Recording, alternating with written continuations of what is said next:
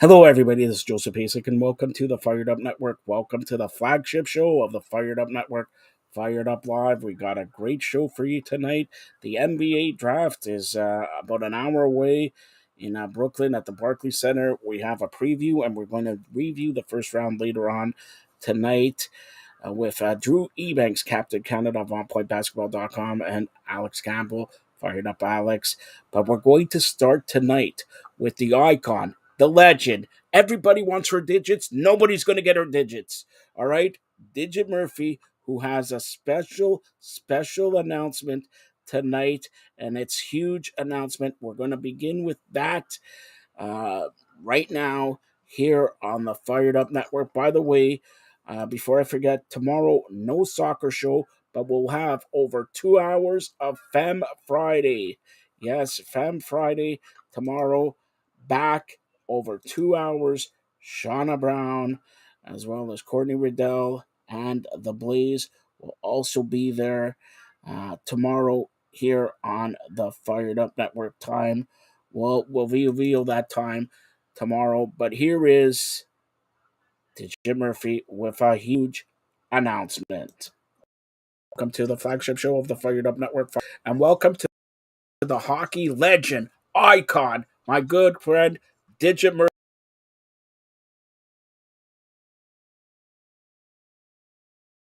Murphy, who has a major announcement. You can see it in the backdrop. All right, you can see it on the right. But before we get to the announcement, all right, you did last week. You got an award, right?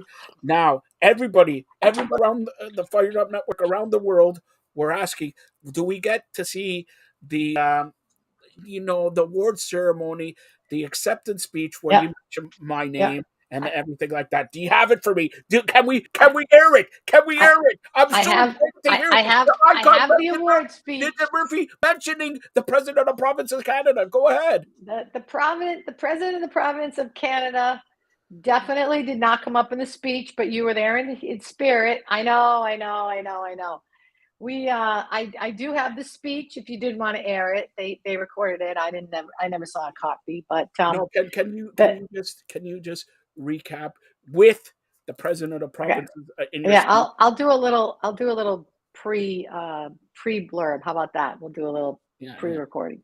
yeah. It was awesome. We were in San Francisco, and I received the Steven Seagal Award from the Cornell Pride Association, which is a lifetime achievement award for kind of all the do-gooder stuff that I do, and I represent the Pride community, and it's Pride Month, and it was just magical being out in San Francisco and being able to take in that wonderful city.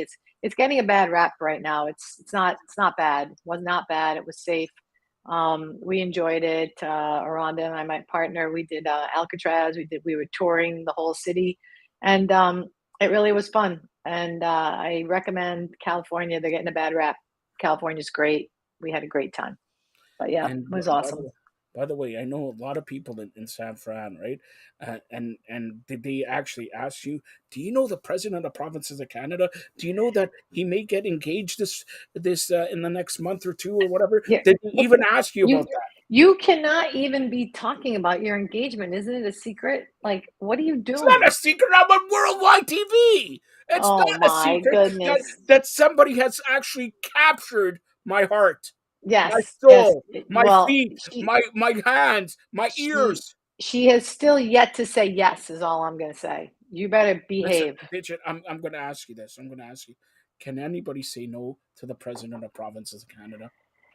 Well, I guess not, but at the end of the day, that's her Look at all choice. the good looks. Look at this good hair for 50 I years old. mean, Look at that. Look. you're amazing. I, You are the Renaissance man, well, we Joe. have a show called The Renaissance Mama that's coming up very soon here. But here it is. We're going to make a huge announcement. You're going to make it. You're going to make it. But here, I'm going to spoil something else. Or actually, you make it and then I'll spoil something else. Go ahead. So we will be having the Digit Murphy show on the Fired Up Network, and we will be talking about women, women's sports, women's empowerment in all areas of life. And it's going to be Digit Murphy show, fired up, fired up. It's got to be fired up because Joe, it's all about being fired up on the ice, fired up in life, fired up when you get out of bed. And I could not think of a better platform to have a show than on, the Fired Up Network, especially with you, Joe. You've done a lot for women. You've done a lot for people in your area. You've done a lot for people and women, especially in your space. So I am honored to be on the Fired Up Network with the Digit Murphy Show.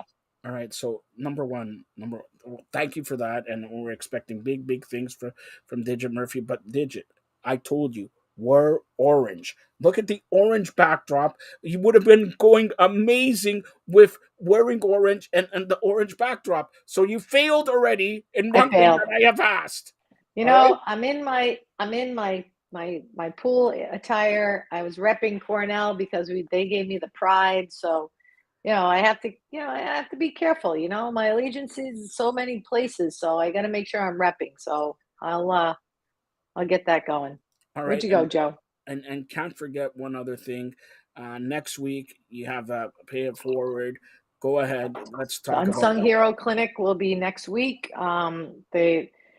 We have 30 young women coming out, the girls, and our core group of coaches. You saw Kelsey Pepler on the show last week. They did a great job. Her, Brianna Quitter, uh, Kayla Simmons, and Crystal Verrier. They are the four women coaches who knocked it out of the park. Joe, it was so heartwarming for me to see from these four young women is how much they care about their community. They had sponsors come out and sponsor some of the kids that never actually played hockey before. So it's really a community hockey women's empowerment initiative, and that happens Monday.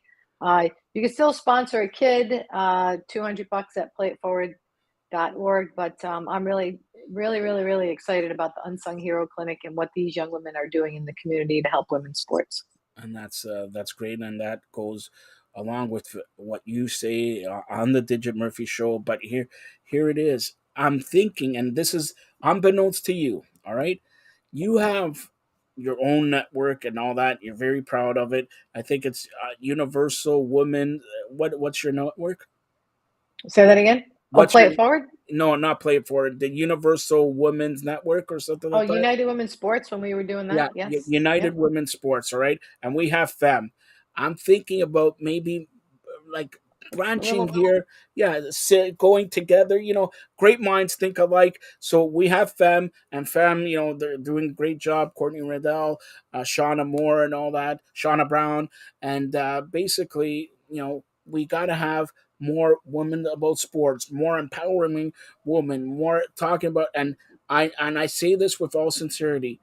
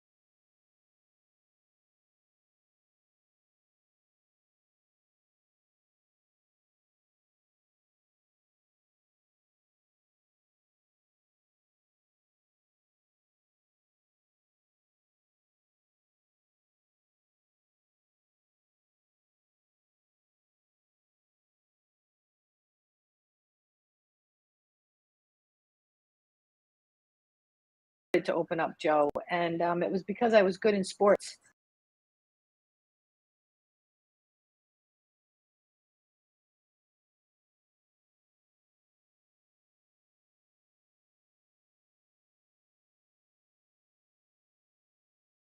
Along with what you say on the Digit Murphy show.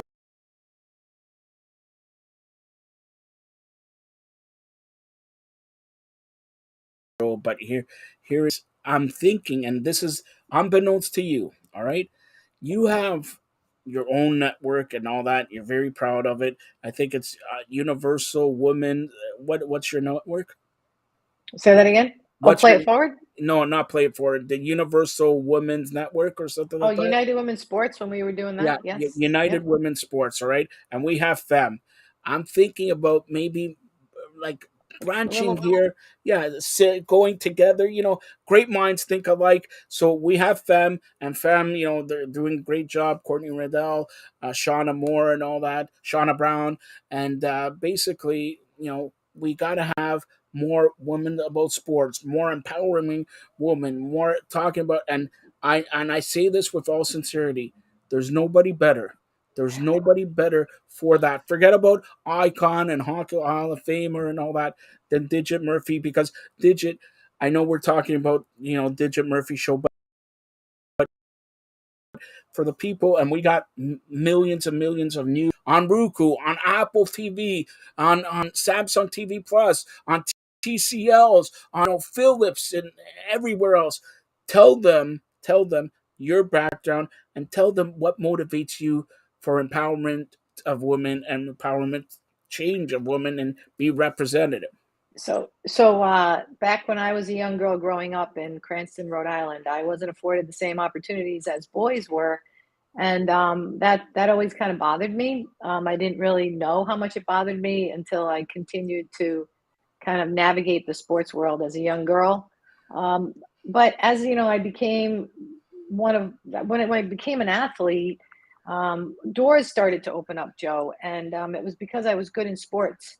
And one of the biggest things that happened to me, besides for playing hockey and them kind of plucking me out of the ponds, or the little ice rinks they used to play on, and actually getting to play on a girls team, was I had an opportunity to be recruited, and I'm part of the first class at Cornell to be recruited, and that was 1978-79, and I attended Cornell. I graduated in 83. But the thing that I got out of this, Joe, that so stuck with me my whole life, is about getting an opportunity. And I got an opportunity because of sports to go to an Ivy League university. And for any young girl, woman, or even human for that matter, to get an opportunity because of sports is something that I've been passionate about.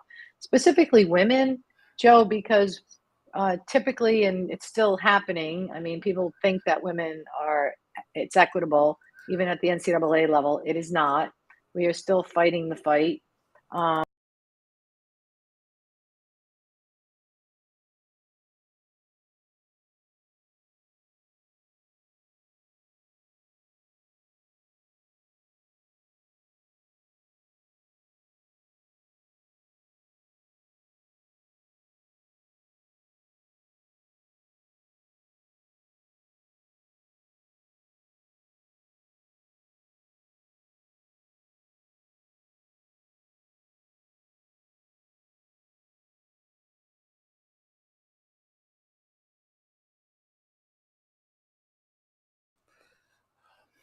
This guy, his third question. They like, do we have? how do women look at things, and how can we take our perspective and do a really great job in that same space? And I think it helps both genders. I think it helps humanity when women are at the table actually being valued for how they think, how they feel, how they act, and what they contribute. So that's kind of what I've dedicated my life to, and I use sports as the platform to do it. All right, and just to give everybody a sneak peek on what they can expect from Digit Murphy show. By the way, I may or may not be on that show because it doesn't say Fired Up Network. It's the Digit Murphy show, and despite me being great looking, I'm not Well, Digit we'll Murphy. still keep our shows going, Joe. But what I'd like to see is more of the ecosystem that we've created over the years.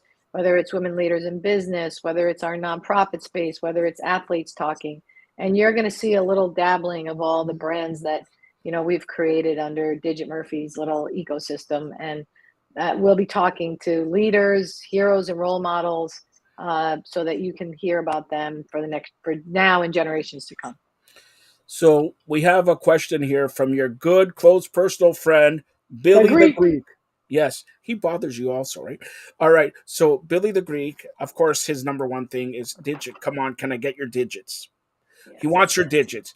Can you tell this guy once and for all again that you're not going to give her your digits? And by the way, she changed her digits. Go ahead. My digits are, all wrapped up into my heart, and only people with a certain key to that heart get the digits. So Until you get that key, you're not getting the digits. However, I'm all over the internet. Just you can contact me in other ways, just not my digits, All because right. my All right. digits are The personal. second question, of course, it's Billy the Greek. So actually, Billy, I'll give the digits. It's 1-800 no digits. All right. So here it is. He also wants to know, in all these shows, do you have various pools? Or is it one central spool? Or he wants to know it because every time he sees you at the pool, it could be -50 and you're in the pool. Well, I think that we're going to probably have different backdrops based on, different places that we will be going.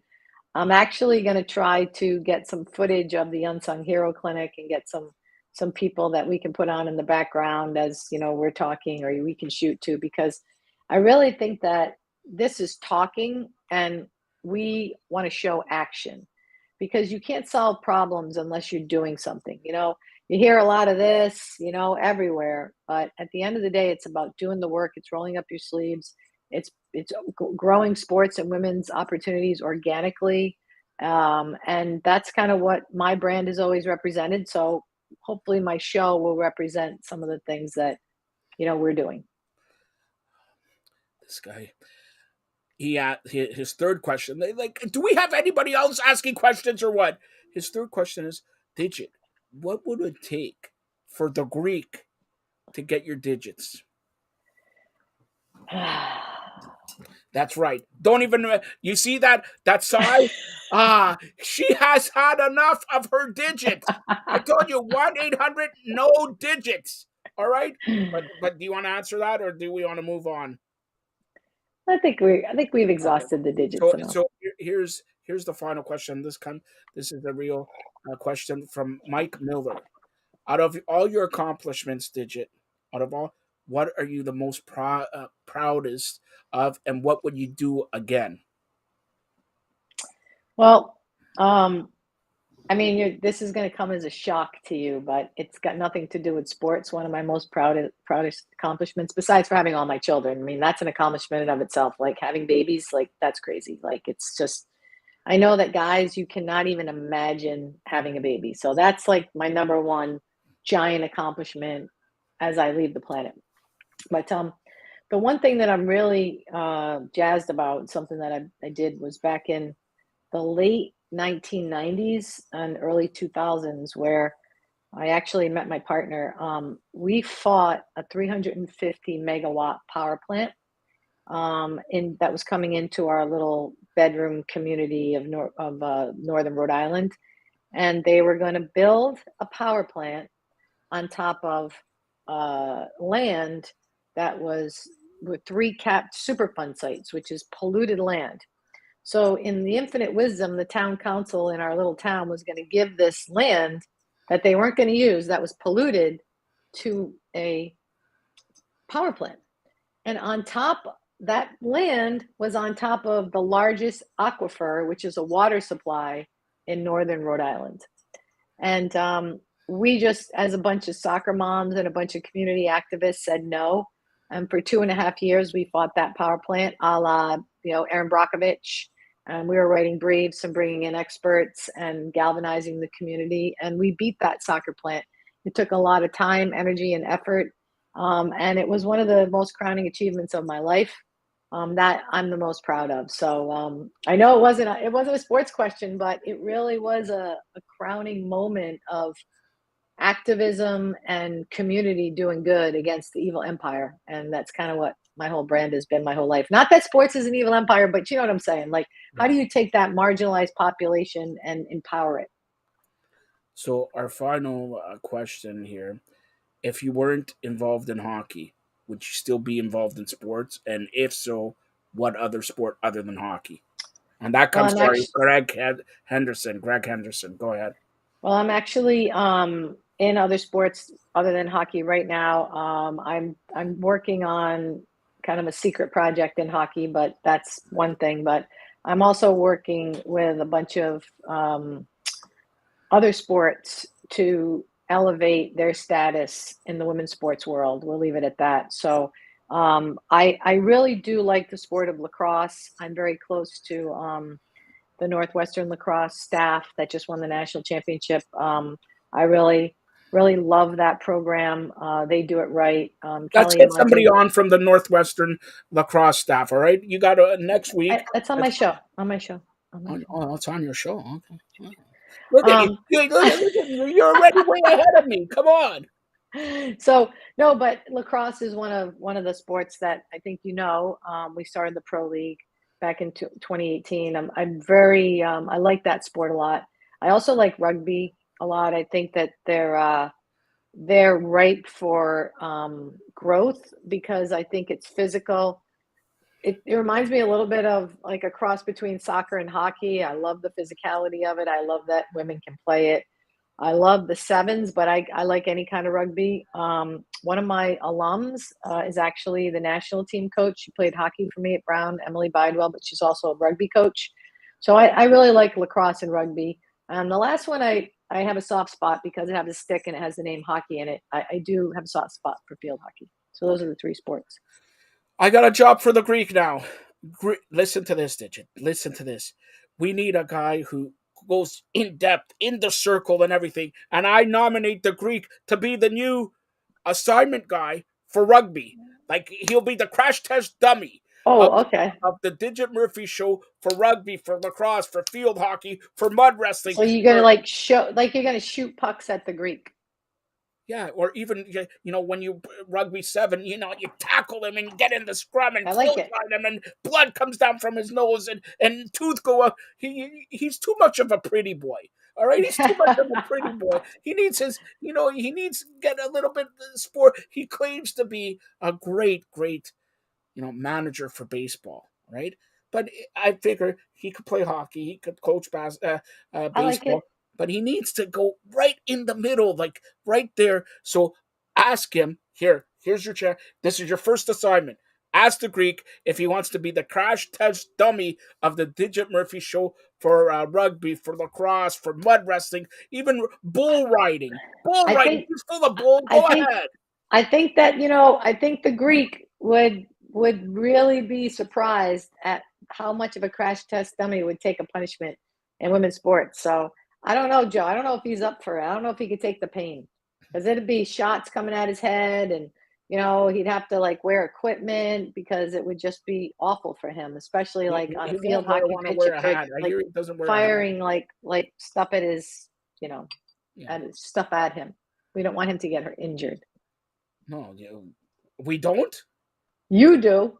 I I don't have the Greek I don't would have enough go. insurance for that liability. No, you're paying for that. This is your show, not mine. This is your show, all right? Your show. All right, Oh, again, now it's my show. it is your show. The big announcement is the Digit Murphy show is coming to Fired Up Network, and stay tuned on our old social medias. Could happen next week, could happen the week after, could happen for Canada Day, for US national holiday. By the way, Digit, on your show, if you do start on July 4th, can you stand up and sing the national anthem? Because that's the greatest way to start a new show here. Well, we'll see. We'll see. I definitely could say the Pledge of Allegiance, but I don't know about singing. All right, We'll see. but allegiance promise the Greek he won't be heard. That's the allegiance you're gonna make him. All right, and Greek You got again. it. If you accept this position, I'll give you two of her digits, 2 out of the 7 digits. All right, Digit. Tell everybody how they could get a hold of you. Just well, Digit Murphy, and everywhere. Instagram, not TikTok. I don't do TikTok yet. Why you don't Instagram, do Twitter. TikTok? Who's TikToking? Come on. Just too much social media. But Everybody really, wants the to best see way to your get a hold of me dads, is like the dad, email like Digit. when you were the Toronto Six coach. They want to see your dads. They want to, with Taylor Swift. You're a Swiftie. Come on. We'll see. We'll see. I'll see what I can do. But I'm already like swimming laps in the pool. Getting up early. So You're we'll see. training. You're praying. You're training. You're eating your vitamins and everything like that. You're like the I do Hulk that. Hogan of the Fired I Up do Network. all that. I do take care of myself. So maybe we should do some health tips with Digit Murphy too. I think people would be really into the regimen I have every day and how I try to stay fit at the ripe old age of we won't tell you. Yeah, 28. But there's Yeah. another position that the Greek should take.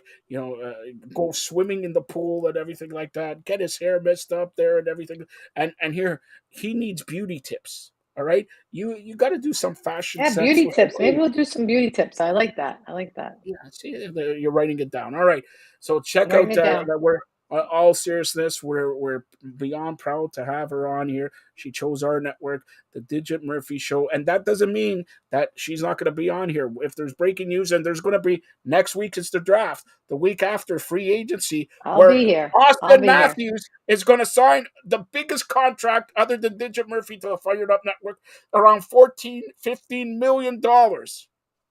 Wow. Well, we'll see. It's All not right, much. Joe. Well, thanks for having me. Thanks a lot, Digit Murphy. Stay tuned for more great programming here on the Fired Up Network. Thanks, Dig. Thanks, Joe.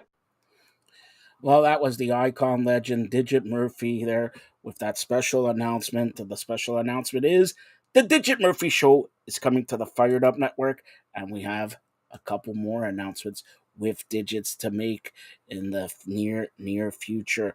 But as you know, about a half an hour away, it's the NBA draft today in Brooklyn, New York, and I had to bring in Alex Campbell, Fired Up Alex, and of course, Captain Canada, Drew Ebanks of OnPointBasketball.com to preview the draft. These guys will be back, or hopefully Alex will be back later on tonight to review round one of the NBA draft. But big news here is that Chris Paul was traded. Chris Paul was traded to the Golden State Warriors. To the Golden State Warriors, Jordan Poole. Yes, Jordan Poole is going to go to Washington and about 60 draft picks as well. That's a big trade that just came down here.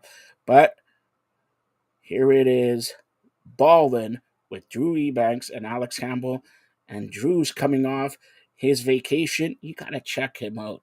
Gotta check him out. I spared no expense to get Drew Ebanks in Mexico. Here's ballin'. Flagship show of the Fired Up Network, Fired Up Live, and welcome to NBA Draft 2023, where Alex Campbell is at the Barclays Center. Look at the brilliant pictures of Barclays Center and all that. Yeah, I'm sure you dressed up for the occasion. And look at this, the vacation ending. The I don't know.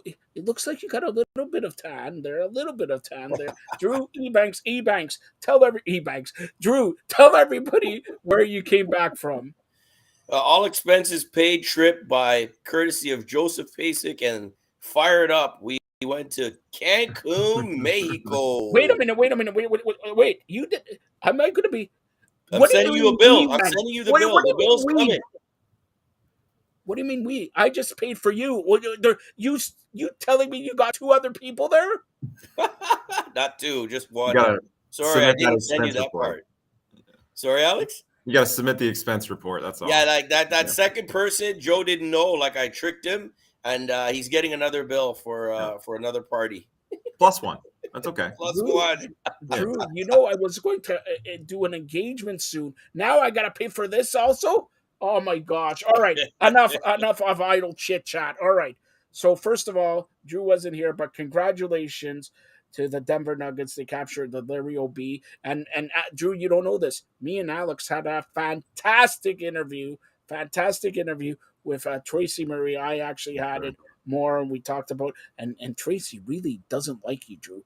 Doesn't like you. He says, "What is No wrong? way. What is No wrong with way. Drew growing out the hair and like That's my guy. There's yeah, no way. everybody's your guy. Watch during the show, Alex. Watch during the show. He's going to say this guy's his guy and this guy's his uncle, and if his uncle was his aunt, there would be no scratching of balls or anything like that. But look, here we go. Oh my It's You're draft crazy. time. Drew, you've been drafted. Yeah, You've let's been do it. drafted. You've been drafted to the Fired Up Network and all that. But take us through the number one pick. Honestly, there's a lot of pressure on this guy. A lot of pressure, enormous pressure, more than usual. He's going to get selected number one by San Antonio. Let's talk about the number one pick. Well, I mean, obviously, consensus pick for every expert out there pretty much is that Victor Wembanyama is going to go number 1 to the Spurs. They pretty much telegraphed that. The whole city of San Antonio is abuzz. He plays with the Metropolitans 92 in France. He's been very durable. A lot of people question Victor's ability to play, physical basketball. He's been playing against men. He's been playing pro basketball, and he's done well. He stood up to it. Obviously, he's going to get stronger, at 19 and a half years old, what potential this young man has. And I'll be honest, I've watched a lot of games, and the hype has been incredible. I don't know if you might be able to say it's been more than LeBron, just because, social media guys has advanced so much since LeBron came in, but possibly LeBron still had a little more hype, but he's right there, if not, even or more hype. It's going to be hard. Obviously, he's going to have to put in the work to live up to it. But I'll tell you guys, what I've seen from a guy of that stature, well over 7 feet, to have a handle, to have a shot, to have a turnaround, and not only that, to be able to play defense the way he does. This young man has a potential to be one of the greatest ever. If he can stay healthy, stay on the floor, the San Antonio system is perfect for him. They love foreigners. They love Canadians. They love players from outside the USA.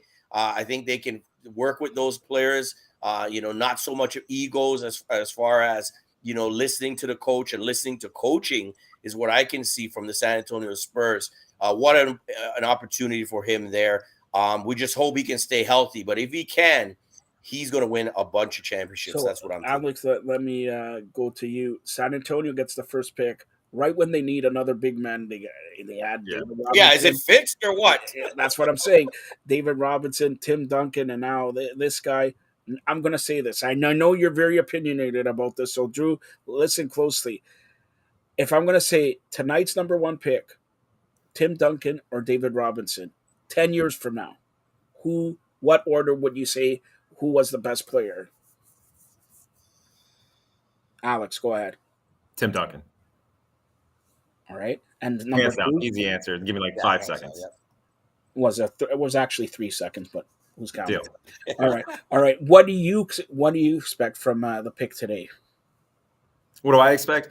I mean, I expect him to take Wembanyama. Like Drew said, they telegraphed that months and months ago. They've built a staff around him already. He's not even there yet. They're and look, there's any place this is going to work in San Antonio.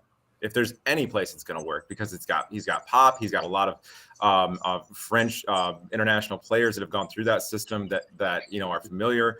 Like guys like Tony Parker, Duncan's even still close to the franchise as well, close with Pop. He's just going to have a lot of helping hands and a great coach and a really good organization. And that's, you know what I mean? Like that's just, he's going to set him up on a real good path for somebody who's so talented.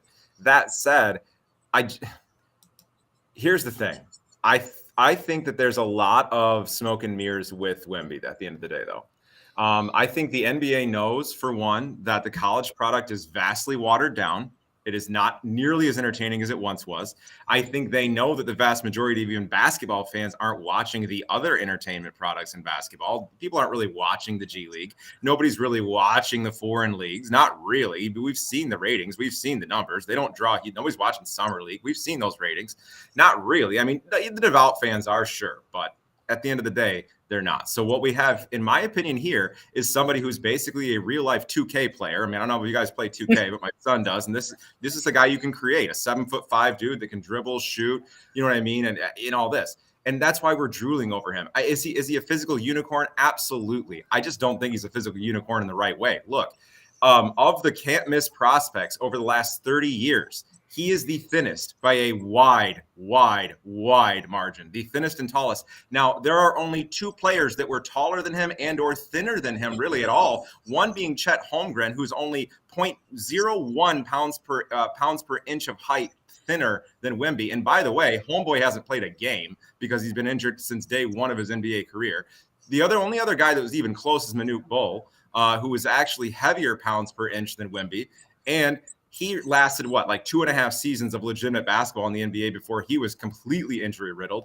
And, it's a hard for me. I mean, you think about guys, and I appreciate that he's played against grown men, but A couple things. One, I think Doncic had just as much hype. Doncic won the title in a more difficult European league, hit the winning shot, was the MVP at a younger age, and in my opinion, had even more hype than Wemby. He was never called the greatest prospect in the history of team sports, but I think that's because, like I said, they're reaching for something here. They're reaching for talent that isn't out there, in my opinion, because there's nobody out there that's going to take the league by storm at this draft, in my opinion. Not Victor, not Scoot, not Brandon. There is no LeBron James in this mix. Just quote me on saying that. We can check back in 3 to 5 years. I don't care.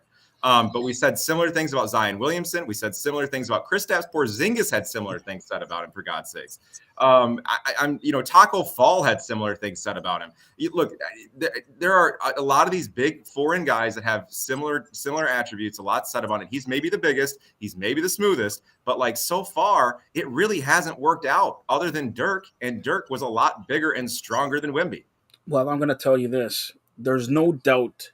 And Alex, you probably watched this. There's no doubt this guy, if he doesn't make it in basketball, he can be a pitcher for the New York Yankees.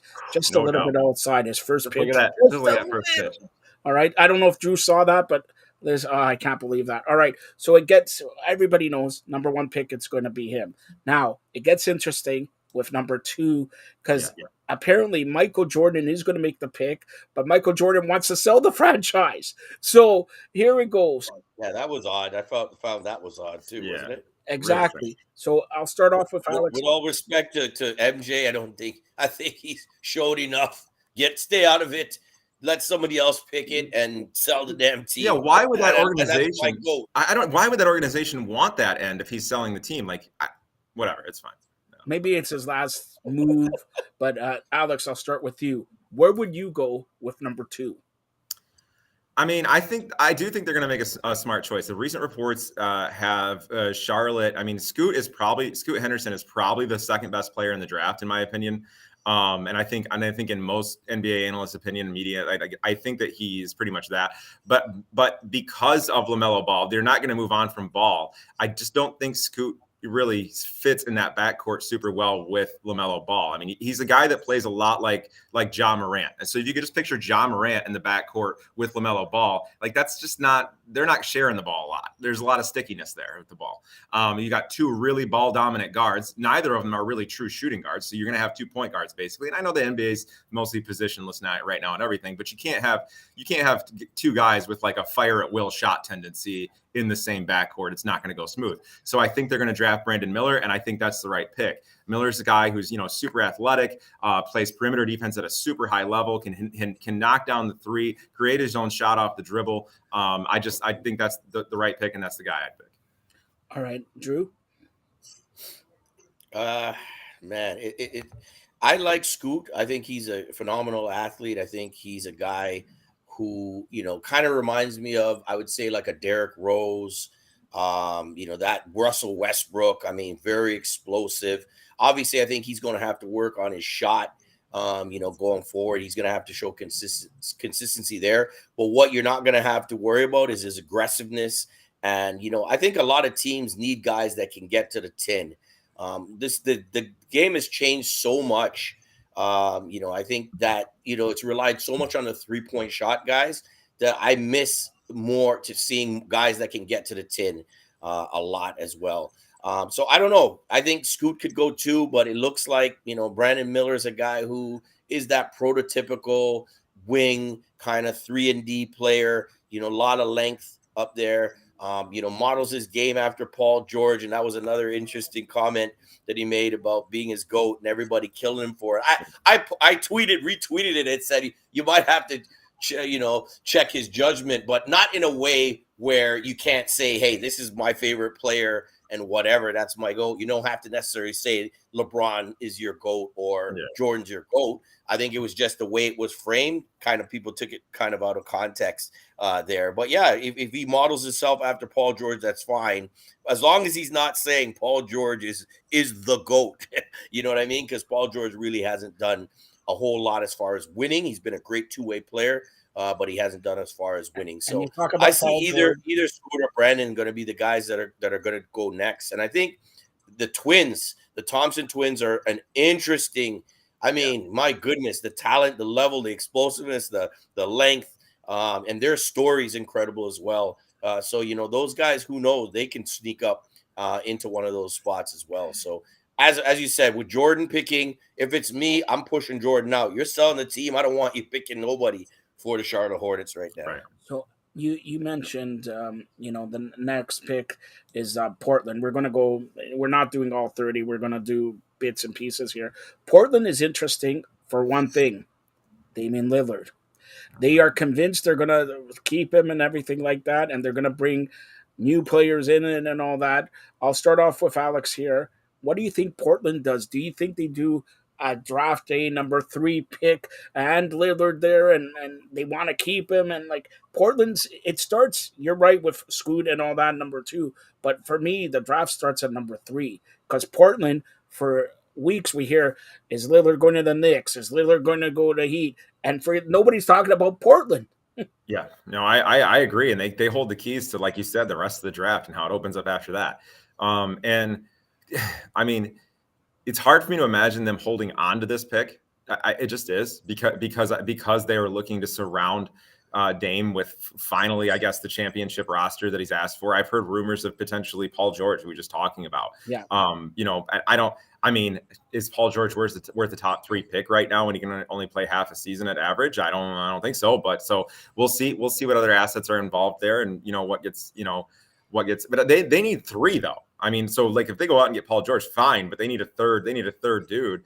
And by the way, like George, like I said, there's no guarantee that he's going to be able to play even 60 games. So, that's tough. If they do hold on to the pick, if they don't deal it, I would expect them to take Scoot here in just kind of a best available format. And plus with the potentiality of maybe Dame leaving, it gives you an opportunity for a quality young replacement in a way. I'm not saying he's going to be exactly Damian Lillard, but at least somebody with a high level of talent at the same position. You know what I mean? So if they keep it, I'd say they take Scoot, but I think they're going to try to shop it real hard in the hours leading up to the draft. Drew? Man, what were we saying again? What were we looking to Portland, speak on? Damian Portland. Lillard. Dame. Right, yeah. Sorry, got a brain cramp there. You're still in Mexico, man. It's your best time. I am still there. The Portland is so interesting. The fact that, to me, you got to move away from Damian Lillard. I mean, you've had so many years to try. You had all-stars beside him. You've had a center beside him. You've had pretty solid teams, but it's just not happening at Portland. In my opinion, they got to go in rebuild mode. I know he says he wants to play there forever. He's not trying to shop himself for a championship. But come on, Dame. There's so many teams that could use you. A Miami Heat, if you put Damian Lillard on that team, they're a team who has a chance to win an NBA championship. You put him on Milwaukee, with their big shooter, opting out of the contract, right? Middleton. You get him there, and now you put Milwaukee right back up into it. So, for me, it's like it's time to move on. Shaden Sharp is the man. Anthony Simons is the man. You get another. Maybe you shop that draft pick with Damian, and you get some, other draft picks back, or you get some talent back. You need vets. You need a mix right now in Portland without, having Damian around. I think it's time for them to reboot and just restart there. I don't think they have a chance. You can't add all these young players with Damian and expect to win a championship. It's not going to happen. So why not shop him right now when he's at his highest point? All right. And you can get a bag right now for Damian Lillard. And you kind of will kickstart your rebuild. You already have some solid pieces there. And Shaden Sharp, let's face it, he is the next one. He's the next superstar. I've been obviously covering him for a long time, see his ability. Look what happened when he got playing time. The guy was an all-star caliber player in his first year. So I think it's time to move on from Damian Lillard. And so many teams could use him to get to that next level. So this is interesting here. The next 2 picks, and then we'll go to Raptors here, are Houston and Detroit. I say Houston number 4 because there's rumors that James Harden is going to come in. But I'm reading a couple stories here that Portland could get the number 4 pick, trade Lillard to Houston, and pick up the 2 twins like you talked about at 3 and 4. Alex, first of all, do you think what do you think if that happens? What do you think? Would that be good for Portland and for Houston to get Damian Lillard maybe paired up with James Harden? Yeah, I don't. I don't know. It's tough. Like that's a weird scenario. I don't love it. How do you share the rock, Harden and Lillard? Who's gonna Yeah, bring the rock up, that right? would be my Yeah, first but more guess. for Portland with the two twins. That's more. That's huge there also, right? Well, yeah, but then Portland just gets younger, and it goes back to what Drew said is that like you've got to be careful. I think a lot of teams fall into this trap, like that, like okay, we're gonna rebuild, and we're gonna get all these draft picks, and then you're just gonna be really young. You know what I mean? And so even if you have that guy, look at the Celtics right now. The Celtics have two of that guy, and they can't get it done. You know what I mean? Like so you can have that guy and not get there. You can have Jason Tatum and not get there pretty easily. Maybe three of those guys now because Porzingis is in Boston. Right. So we'll touch on that later. But so I don't know. The Twins are so similar. I mean, there are a few subtle differences between the two. Right. That like having them on the same team it would kind of negate, wouldn't it? For what? You know what I mean? Like yeah. I think like you know what I mean. I think like Amon is a little better passer, for instance, and that's why he plays mostly guard, whereas the Stewart plays mostly forward. And I think, but that's pretty much the main dividing line right there. Is he's a slightly better passer. You know what I mean? Other than that, they're like almost the same player. They're the same size generally. So I don't know. It'd be tough for me to see that. How do they mix with Shaedon Sharpe too? I mean, they all play wing positions. You know what I mean? Basically. So how do they mix with him? That would, I don't know. I don't know if that trade's going to work for either team, honestly. All right, Drew, the next one is Detroit.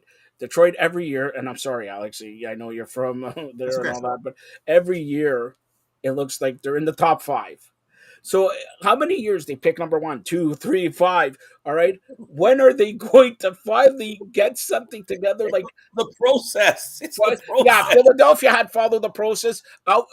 They followed the process, the doctor out the door and brought in a nurse. All right. Yeah. So like, look, but what Detroit, and let's face it, you have Dwayne Casey, who came off the coach of the year and then got booted out of here and went to Detroit, and 17-56.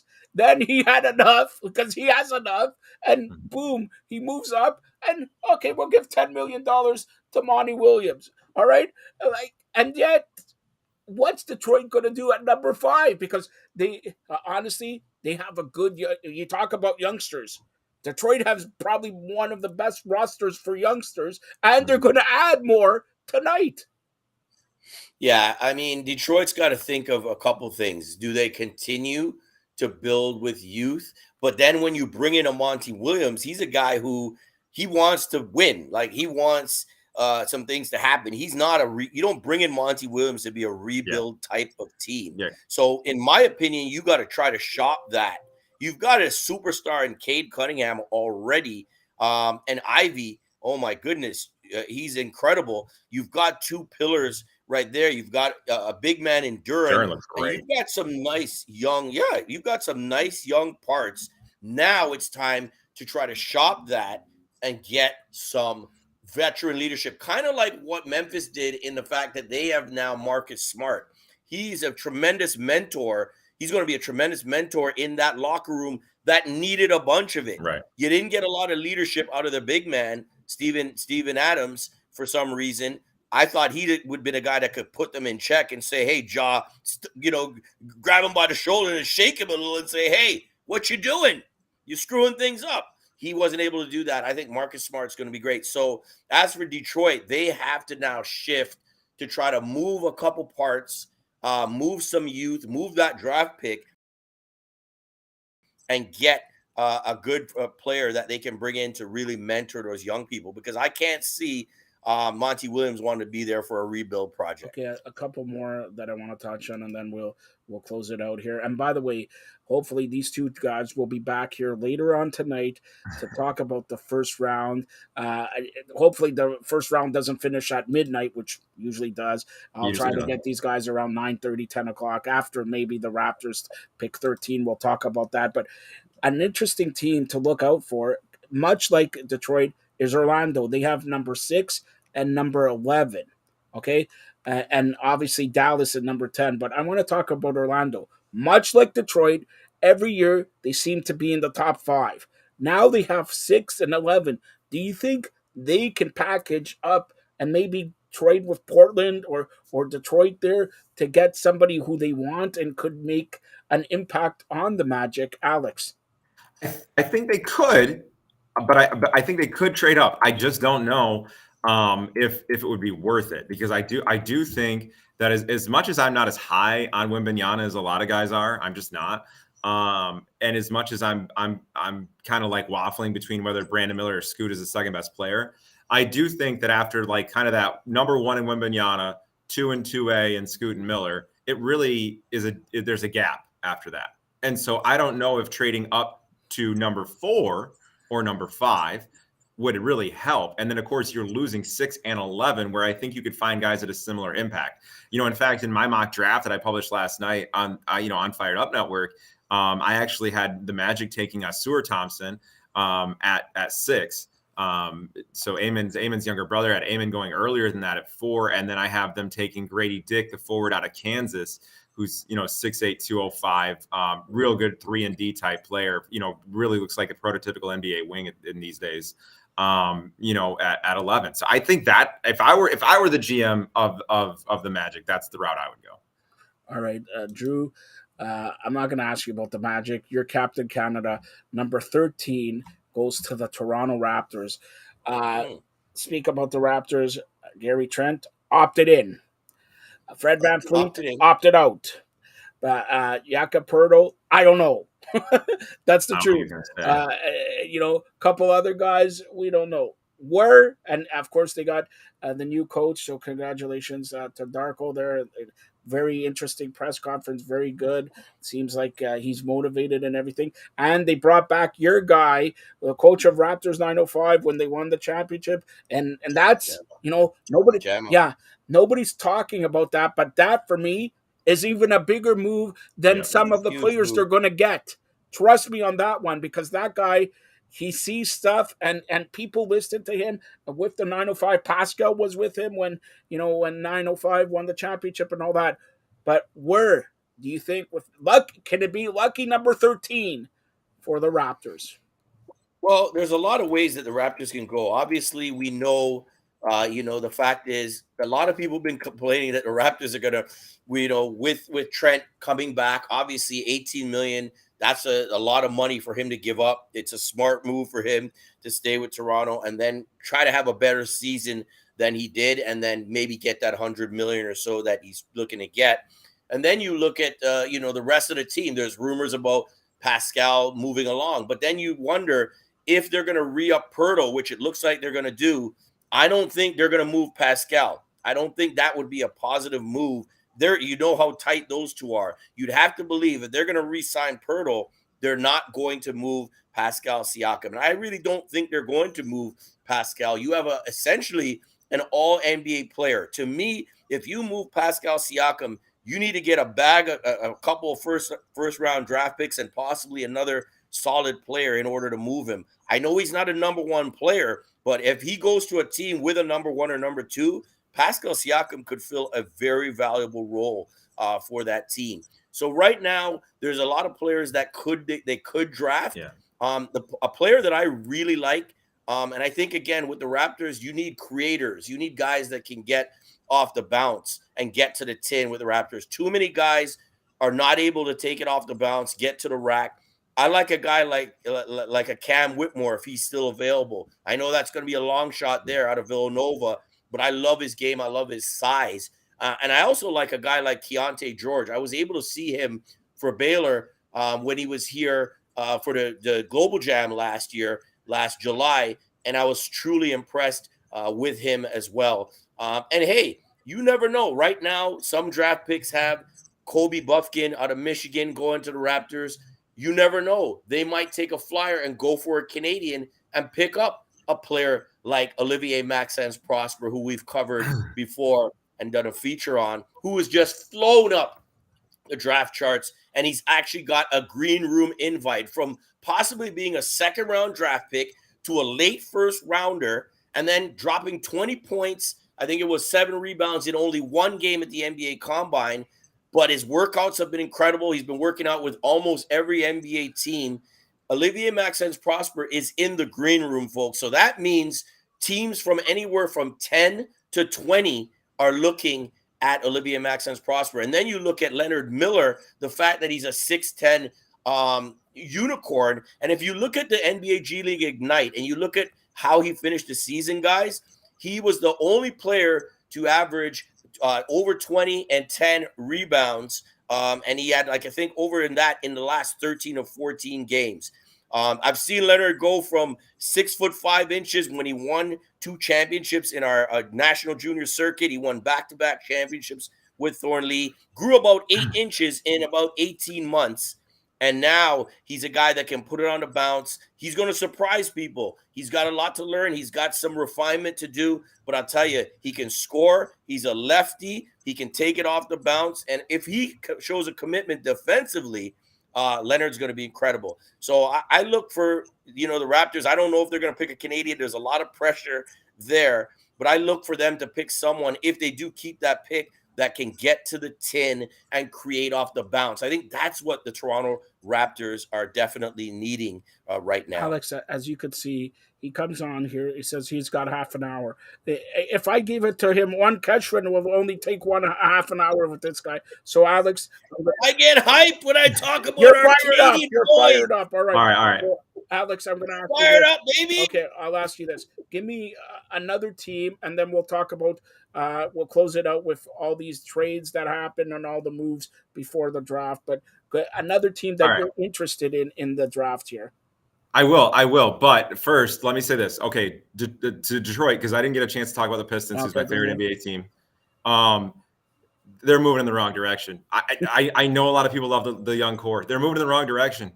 They just are. When your franchise in pro sports wins multiple titles in different eras with the same identity, that's your identity. Don't try to recreate it. Don't try to become something else. Go chase that.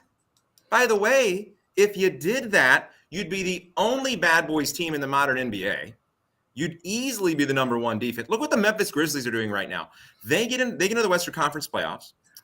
They get there on gritty play and John Morant and his nonsense, and then gritty play, defensive play beyond that. They have a defensive player of the year. And what do they do in the offseason? They trade for last year's defensive player of the year and a spiritual leader in the locker room. They're building a bad boys team. They're building a dominant defensive team in the West. That's what the Pistons need to do. In my opinion, they're going to draft Cam Whitmore. He's a great player. They're going to go more offense, and it's going to blow up in their face. I do like a lot of the young pieces they have. But to me, and here's why. Because you can't get free agents to come to Detroit. You just can't. So that's why you have to build with defense. Offense costs too much money. Defense costs less. If I could just really easily spell it out for you. Defense costs less to scout. Defense costs less in the draft, and defense costs way less in free agency. And it also costs less on the trade market. Build with defense, because y'all can't get a 30-point-a-night scorer in the trade market. Y'all can't get a 30-point-a-night scorer in free agency. It's not going to happen. Anyway,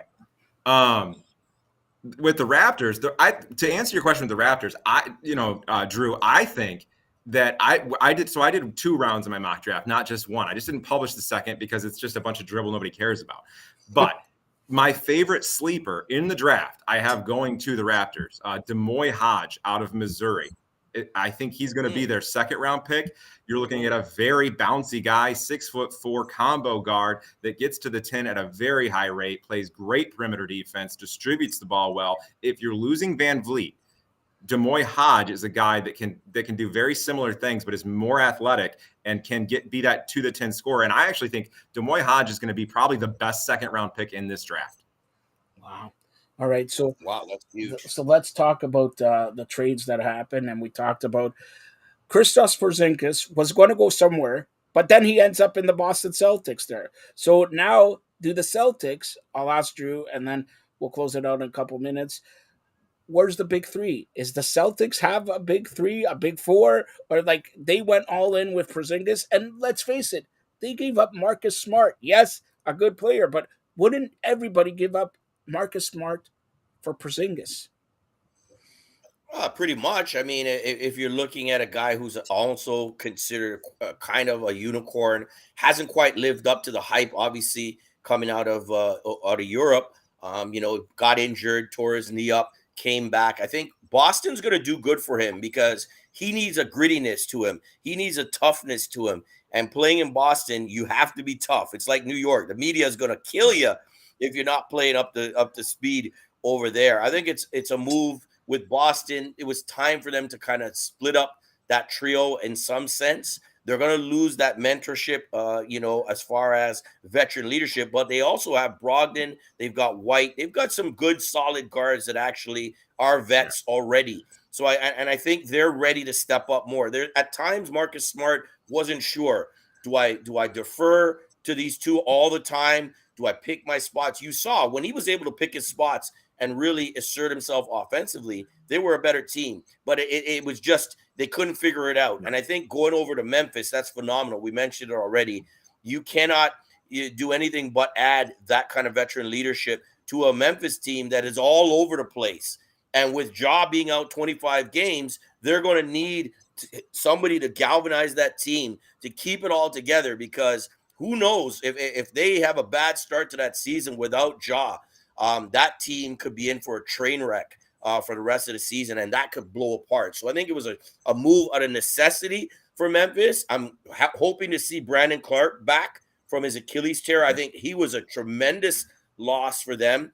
Adams needs to come back. That team, if they can keep it together and Ja can put down the guns, fake or real, they have a real chance to get things done over there. But I'm not a Boston fan. I don't like the Celtics. Even though my dad's a Boston guy, my dad lives in Boston. We always go back and forth. I couldn't care less how good they do. Yeah. But adding Porzingis, I think, helps them in the fact that it gives them length and size and versatility. Even on the defensive back line, he can help you there for Boston. All right. On a side note, also because of our partnership with your uncle dog Jerome Williams, tonight we got George Gervin. All right. Drew didn't go mental for that. The Iceman. Yes, the Iceman. Look. Yes, think The about some finger ice when you were in Mexico, Drew. All right. So a lot of ice and drink, a lot of ice and nice cold drinks. That's right. That's So- right. I'm gonna have a Oh, nice boy. cold drink. So these guys will be back probably around 9:30, 10 o'clock to recap. Hopefully, I get Alex on and Drew. Drew, you're not going to be drinking ice, all right? But at 11 o'clock, hit the bottom. But Yeah, I'll be at the CBL game tonight, but hopefully I can join from wherever I am, guys. Yeah. Listen, you're on the number one independent worldwide TV network. I'm sure Sam Ibrahim would love to be on here. By the way, We're going to get Sam on. I'm aiming no. for next week. Listen. We're going to get Sam on. Now, listen. I want, and Alex wants, a complete recap of the Scarborough Shooting Stars game tonight when you come back here around 10:15. All right? I want a complete recap. I want everything. I want to know. And by the way, I got to say this. Last game, if you were there at the What a Pan Am finish. Center, Alex, you got to go out and watch the highlights of this one. What I'll check a it out. way to end this game. Kennedy. Thomas Kennedy dunked to win it in Elam. I don't know if you know, Alex, but the CBL runs on the Elam ending where it's a target score, and he stole it off the big man. I was right there at the game and came down and threw down a dunk to win the game. Damn. Right there. The place went nuts. Everybody was going crazy. All right, hold on. CBL He took continues to grow. Kennedy took the subway from Kennedy Station to Pan Am Center in a second. Smashed it down. Whoa. Yeah, you like that, eh? He's also the only I youth can sport. come I with like these that. analogies. I'm a Scarborough I like boy, Drew. Yeah, right. All right. So, look, that's Scarborough Shooting Stars tonight. We got a confirmation from Alex. You're back on later on tonight. I'll be there. Yeah.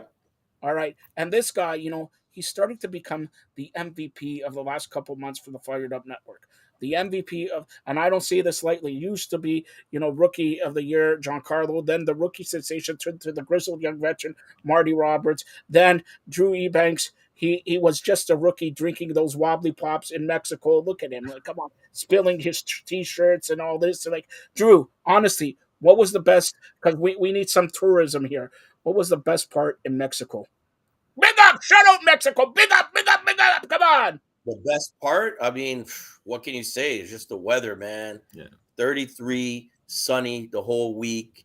Obviously, the cocktails are great, lots of food, but man, just to be out there relaxing, great for your body, great for your mind. Just the heat alone is what I live for. I love it. And I'm also glad when I came back to Toronto, it was 25, 26 degrees Celsius as well. And it's been nice also. So I'm happy summer's here, my favorite time of the year. Great to be with you guys as always. I think it's going to be a busy summer. We got Summer League coming up as well. We got obviously trades, and tonight is going to be absolutely. I'll be watching. I'll be at the game with my phone, and I'll be retweeting and posting as the draft picks come in, and I'll be documenting even the Canadians that get drafted as well. Obviously, is what I always do. Before we finish off, they did mention December 9th in Toronto. We got an NCAA game, right, Drew? Did you see that? The highlights and all that? Yes, that's what was it? Alabama is playing. Who is it playing again? That one? I don't remember. Arizona or Tucson or something like that. I'm not. I'm not really sure. I rely on you because I was making. I'm trying to take Purdue. Purdue. Thank you. Yes, Purdue. Zach Edey. Oh my God, I got a brain. What is wrong with this guy? I'm trying to. Good call, Alex. What do you think about Zach? Drew, what do you think about Zach Edey as a pro prospect? Oh, I mean, obviously, how the game is going away from big. I think a lot of work.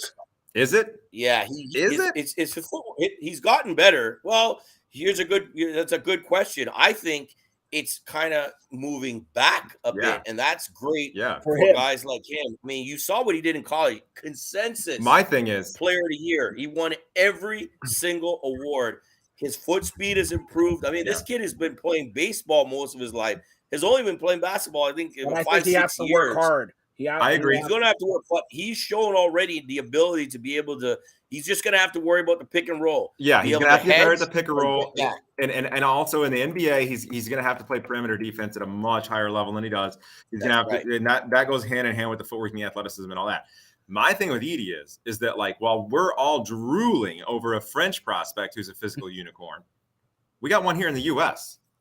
who's a bit of a physical unicorn. Look, there's nobody this big in the modern NBA.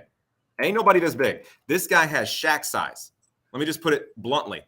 7'4". So they're the same height, by the way. Okay, let's put this in perspective. Wemby and Zach are the same basic height, 7'4", 7'5". Edey is 305 pounds. Wemby's 205. Yeah. They're different. They're different animals. They're both unicorns, but this guy is more of a Shaq unicorn, whereas Wemby is more of like a 2K unicorn. And so I'm interested to see if Edey can develop his footwork a little bit more. I'm interested to see if maybe even he has a better NBA career than Victor Wembanyama. And I know that's crazy. Wow. I know that's nuts. Wow. But think about it.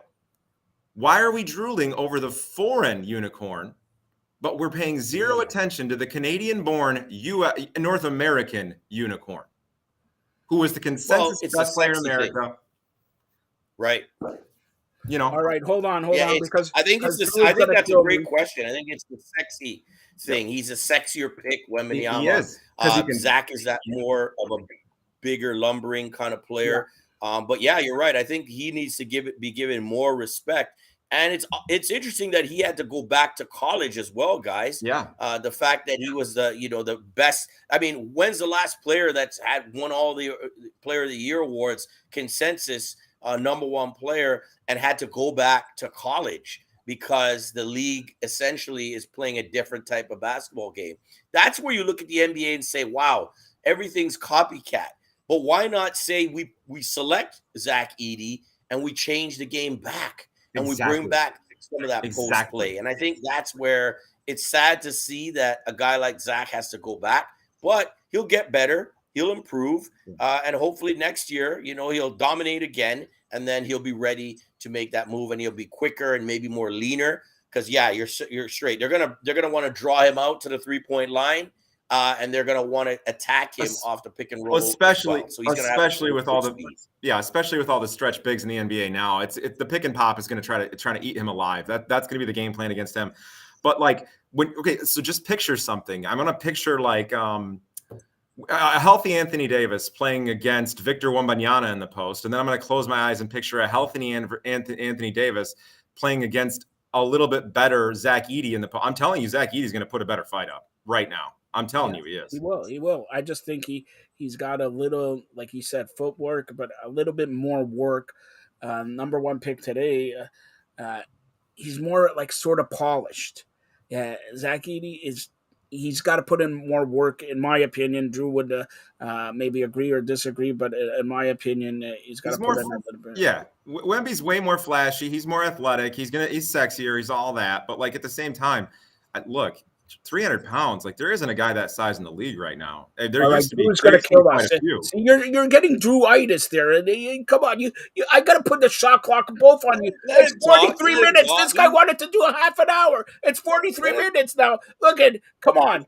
All right, he's talking good stuff, man. Alex is talking. I'm trying, bro. I'm trying to lose his suntan. He's starting to lose his suntan. All right, and since Drew put it on me, I have to pay for his flight and everything like that. Drew Ebex, why don't you fly Alex Campbell? Use your on point airline. You have air miles and everything like that. Use your air miles. On point miles, baby. Yeah, on point miles.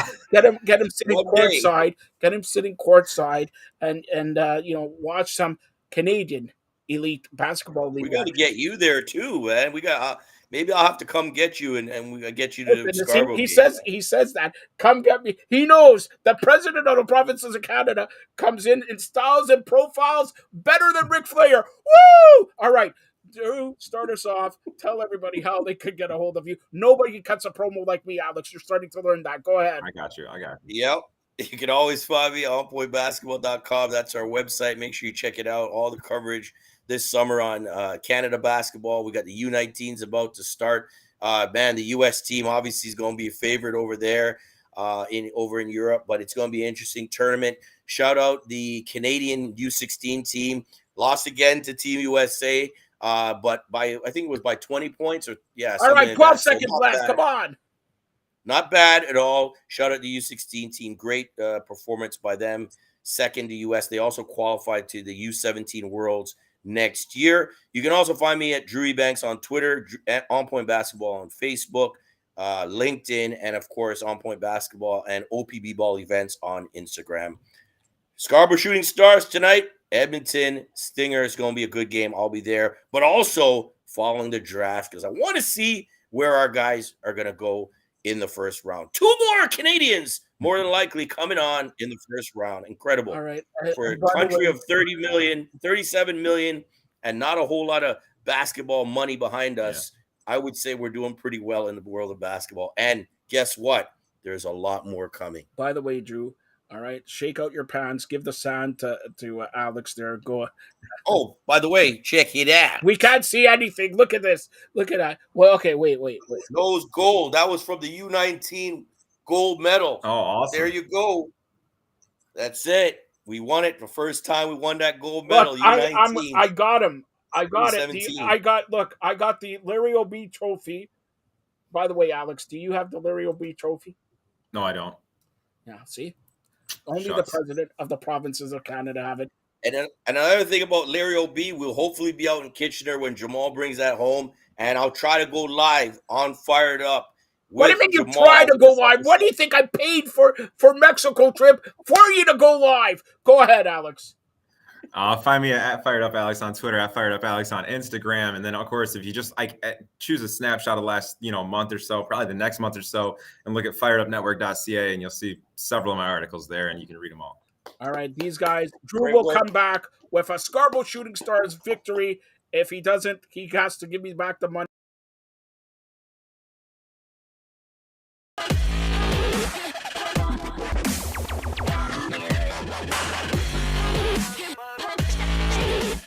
What's up, everybody, and welcome to ITG Daily, the show that brings you the hottest in gaming news. I'm Drew Bosley. That's the one, the only Scott Savage. Scott, what's going on, man? Oh, man, I'm having a crazy time trying to limit the games that I'm interested in right now. It is very difficult. Friends on the friends list playing Valhalla. Valhalla? Really? I have Assassin's Creed Valhalla. I've not yet played it to completion. What did I'm like 150 hours, if not more, into that game. About 150 hours, and then ended. I went, what? Yeah. That was Bring on Mirage. I'm ready for a new one. But that's what I'm ready for. Dude, let's get into where people can follow us each and every day. First of all, hit us up over on Twitter, the official ITG. And then you can join us live over on YouTube at Inside the Game Official, twitch.tv/the official ITG. Make sure you swing by our website later if you can't join us when we're live, insidethegame.ca. The podcast services, thanks to our friends over at FiredUp Network. And Scott, one of the biggest platforms around for us is our television platforms. Thanks to our friends over at ESTV, Roku, Amazon Prime, Samsung Plus, Game Plus. Dude, there's so much more. So make sure if you can, well, you should just find us somewhere. We are everywhere. How about that? Yep, throw a dart. You can find us somewhere. Just look up Inside the Game. We're going to be there. If we're not, then you should tell us and then we'll come. So there. Scott, let's get into it. As Metal Gear Solid Collection Volume 2 may have just leaked. What games are coming next? Oh, buddy, let's go. Yeah, it's probably what you predicted, because what's left? Xbox Series X and the Game Pass prices are going up. And Immortals of Avium gets a new date closer to Starfield. Uh-oh. No. Oh, no. Why would you do that to yourselves? Yeah, you have the opportunity. You have to move it. Why not move it anyways? Yeah. Oh boy. Yeah, let's get into it. It's Metal Gear Solid Collection Volume 2. Games may have been leaked via the official website. Well, that sounds legitimate to me. Oh man, who hit the button at the wrong time today? This is Connor McCarr over at VG247. Metal Gear Solid 4, Metal Gear Solid 5, and Peace Walker may all be coming if some stray buttons are to be believed. The games, including the Metal Gear Solid Volume 2 collection, may have been leaked on the official Metal Gear Solid website if some buttons found in the website's HTML code are to be believed. By inspecting the page, anyone can see a list of buttons on the Metal Gear Solid timeline page. While some are active, working buttons, placeholder buttons for Metal Gear Solid 4, Metal Gear Solid 5, and Metal Gear Solid Peace Walker are also present. This was first spotted by a Nitroid on Twitter, who posted their findings online alongside a list of contextual information that further complicates the matters. The presence of a few lines of HTML code isn't a smoking gun, but there are some reasons why it could be early indicator of games to come. Scott, this only makes sense. Doesn't it? Yeah, well, we know that a Volume 2 is coming. And like you said, how many titles does that really leave out? So far, it seems like the only mention that I have not seen yet is Metal Gear Survive. And well, that's with good reason. Nobody wants that one. No, nobody does want that. No. I don't think Konami even wants that. The other one absent, obviously, in the collection is Metal Gear Solid 3 Remake, Delta, they're calling it, which makes total sense, right? They're not going to have it there because they're working on a complete remake from the ground up. There's two sides to it. Here's kind of where I'm at. With Metal Gear Solid, right? It's been so long since we've had a new Metal Gear game. We've got Death Stranding now taking its place, kind of, in Kojima's lineage, right? 2015 was the Metal Gear Solid 5, I believe, right? Yeah, about that. So dude, it's been a while, for sure. But if we're getting into the Metal Gear Solid 3 Delta remake, why not start remaking all of the Metal Gears?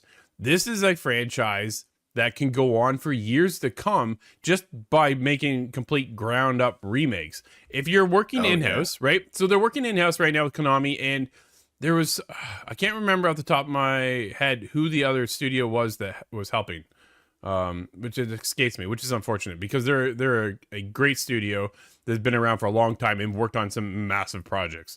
So to have them help out, then here's the thing. Let's get lined up, Scott, right? You get Metal Gear Solid 3 Delta remake in production. It's coming. Okay, cool. Then let's go back to Metal Gear 1, give it to Blue Point, and now all of a sudden we're in this time loop of here comes the Metal Gear Solid Delta remake and say 2 years.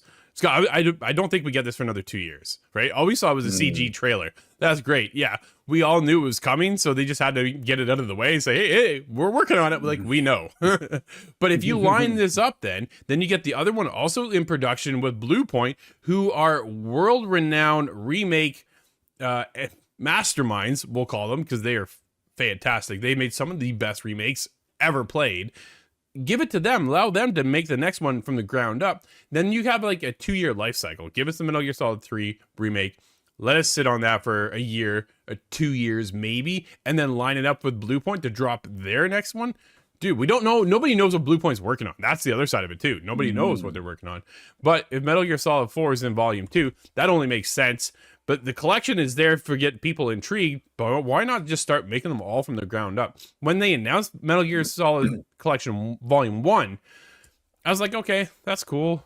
You know what I mean? But the more hype went to the remake of 3. So why wouldn't you just start remaking them? Konami needs their foot back in the door here when it comes to us as gamers, wanting them to return with Metal Gear. And I think they're doing it right. But with the Volume Collection, we've seen these collections over and over again, Scott. Yeah, there's still plenty of room, but this will, however, be the only chance of getting Metal Gear Solid 4 on an Xbox console. So I don't want to poke too many holes in the sales there, because I'm happy to see that come along in any format. But you raise a good point, though. Do you do Twin Snakes and remaster that, because Twin Snakes was already kind of a director's cut? Yeah. And then, or do you just go straight to Sons of Liberty? Do number 2 again? Because that's what everybody... That's the big standout for everybody. Well, like maybe in my age category, 2 was the one that kind of introduced you. Calling me old again, Scott. It's fine. It's you got to start over, I think, right? If they're going in the timeline, and the timeline is all over the place when it comes to Metal Gear, but You're right, though. Right, dude. It's chronologically. There's opportunities here, right? To line it all up. When it came out, it was the way Kojima produced the games. It's like, okay, now we're going to do this, and then we're going to do that, and we're going to jump back in time here, and then we're going to move forward here. Great. But now here's the opportunity. If you're going to remake them, right, it starts with Metal Gear Solid 3. Believe it or not, if everybody isn't in tune to the world of Metal Gear, it actually started at 3 Snake Eater and then goes back in time. So it's kind of one of those time loops, Scott, and an opportunity here for Konami to come out and start nailing it. They're already bringing back Silent Hill, right? They're already bringing back some of their Castlevania, some of their beloved titles that people have been waiting on for so long. It's nice to see them starting to return, bringing the fans what they've been wanting for, and then start getting a new fan base with Metal Gear. After you make all these Metal Gears, again, remakes, not volume collections, but remakes, then presents the opportunity to either continue on or you just ride Kojima's legacy. Yeah, I don't know if I want to see them continue on without Kojima, or terrifies separate everybody. entities. Yeah, that's scary for me. As much as I would love anything that comes from Kojima. Yeah. Well, man, I don't know. Death Stranding, I didn't feel that one, right? And a lot of people are like, you love it or you hate it. And I get Kojima wants to branch out. We see a lot of studios now wanting to branch out, get away from things they've done for so long. Kojima didn't even want to do Metal Gear Solid 5. But yet Konami forced his hand. So you see him branch out and go away from it. And it makes sense. But at the end of the day, man, Metal Gear was my childhood game that really kind of elevated where my life would be taken into the world of video games, right? And here we are today. So it's a huge deal. Well, I think from a gaming perspective, I had that similar experience with Splinter Cell. Man, Sam Fisher. When do you think we get the next Splinter Cell game? How far off are we? I keep getting advertisements on my phone about hiring positions for that project at Ubisoft Toronto, which makes me think we're still a while away. So we have to be 6-7 years. That hurts, man. To think about. It feels so far away. Yeah, it does feel so far away. I've never. Very well. Kyle says he's never played Metal Gear. Are you serious? Kyle, are you serious? You've never played a Metal Gear game at all? Huh. That's a big deal. Wow, that good is news. There's many of them. Oh, wow. Well, then you'll have to play the remake. Yeah, he's like, wow, Kyle, wow. I am blown away, dude. Huh. That's a gap I thought you'd never Tell me about. I guess I never expected that one from you. It kind of hurts. Embarrassing. Then I honestly start at the remake when they come out with the remake, and then gives you your opportunity to get into Metal Gear and see if you like it. Dude, Solid Snake, Metal Gear Solid. Oh man, Metal Gear Solid Snake Eater was such a bit of a shift from Metal Gear 1 and 2, because it all of a sudden now you're at grass level, hiding in the grass as the enemy approached you, and then you got camo and all that plays into how your stealth level was either up or lower, and your percentage of being able to sneak in on the enemy. It was such a cool game. Man, oh man. Kyle, I'm excited for you to play that, dude.